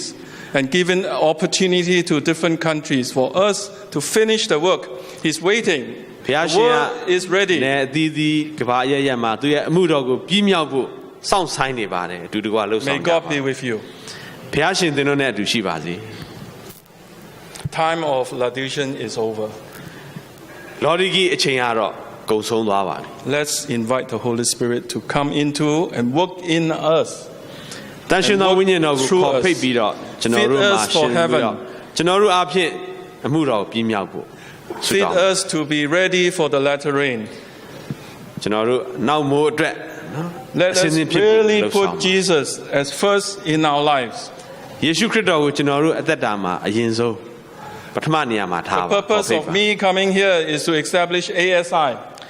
ယနေ့ကျွန်တော်ဒီကိုလာရောက်ခြင်းက ASI ကိုအစပြု It's a lay organization, ဒါကတာမန်အသင်းသား businessmen များ and ရဲ့ professionals. နော်စီးပွားရေးသမားတွေလုပ်ငန်းပညာရှင်တွေရဲ့ The အဖွဲ့အစည်း purpose ဖြစ် is to work together with the church, ရည်ရွယ်ချက်ကတော့အသင်းတော်နဲ့အတူတကွလှုပ်ဆောင်မှု the ဖြစ်တယ် finishing of His work. အမှုတော်ပြီးမြောက်ဖို့အတွက်ပြောဆိုဟောပြောဖို့ဖြစ်တယ် God has put that agenda. And This I'm here. man- First time in my 60 years, ကျွန်တော်ရဲ့ I step onto Myanmar. မြန်မာပြည်မှာဒါကျွန်တော်အသက်အနှစ်60မှာမြန်မာပြည်ပထမဆုံးချိန်လာခြင်းဖြစ်တယ် So ASI is established. ASI ကိုတည်ထောင်တယ် Let us really put God first, Jesus first, နော်ယေရှုခရစ်တော်ကိုပထမ and be willing to finish the unique mission, which is announcing the three angels' message. ကောင်းကင်တမန်သုံးပါးသတင်းစာကိုကြွေးကြော်ပြီးတော့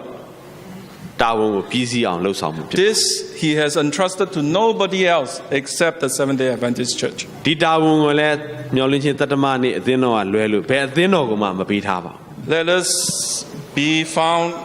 on God's remnant side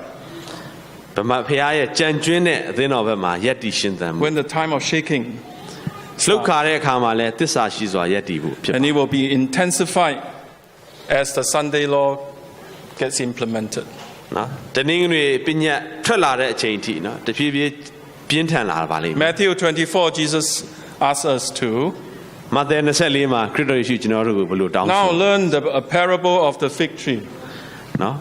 ဒီသင်္ဘောတဖန်းမင်းရဲ့ When his branch is yet tender သူရဲ့အရွက်လေးတွေနှုတ်နေတဲ့အချိန်မှာ and started to have leaves, သူရဲ့အရွက်နှုတ်ပေါက်လာတဲ့အခါ you know the summer is here. နွေရာသီလာဖို့နီးနေပြီ So likewise, Jesus says, when you see all these things, ထိုနည်းတူစွာပဲဒီအရာတွေဖြစ်ပျက်လာတဲ့အခါမှာ know that it is near. My coming is near. ငါကြွလာမယ့်အ Even ချိန် at the နီး door. ပြီဆိုတာသိမှတ်ပါ Time is indeed no more. အချိန်မရှိတော့ပါဘူးမိတ်ဆွေတို့ May God be with you. ဘုရားရှင်သင်တို့နဲ့အတူမြတ်ရှိပါစေ So tonight's topic, could Pope Francis be the final Pope? You decide. You do your own research. Pope Francis ကနောက်ဆုံးပုပ်ဖြစ်မလား I've shared with you a lot of information. ကျွန်တော်အများကြီးတော့ဝေငှပြီးပါပြီ Let's close by dividing each again. I've asked 2 by 2 and pray. ဒါကြောင့်ကျွန်တော်အနေနဲ့ဘယ်လိုတောင်းဆိုချင်လဲ2ယောက်တ What တွဲ you have 3ယောက်တတွဲ heard, commit. တူတကွဆုတောင်းပါ If you know the time is so short သင်တို့သိတဲ့အချိန်က and you want to be on God's side, pray that God will use you. ဖခင်ဘက်မှာယက်တီမယ်ဆိုရင်ဆုတောင်းပါတဲ့ဘုရားရှင်သင်တို့ကိုအသုံးပြု To ပါ do လိမ့် great things for Him. We are living in a great time. It's time to do great things for God. ကြီးမားသောအရာများကိုဘုရားအတွက်လှုပ်ဆောင်မှုယနေ့ဖြစ်ပါတယ် Let's divide into twos. နှစ်ယောက်တည်းသုံးယောက် After that, Pastor will pray အဆုံးမှာကျွန်တော် for all of us. ဆုတောင်းပါလိမ့်မယ်ခဏလေးဒူးထောက်ပြီးတော့မိမိနေရာမှာဆုတောင်းကြပါစို့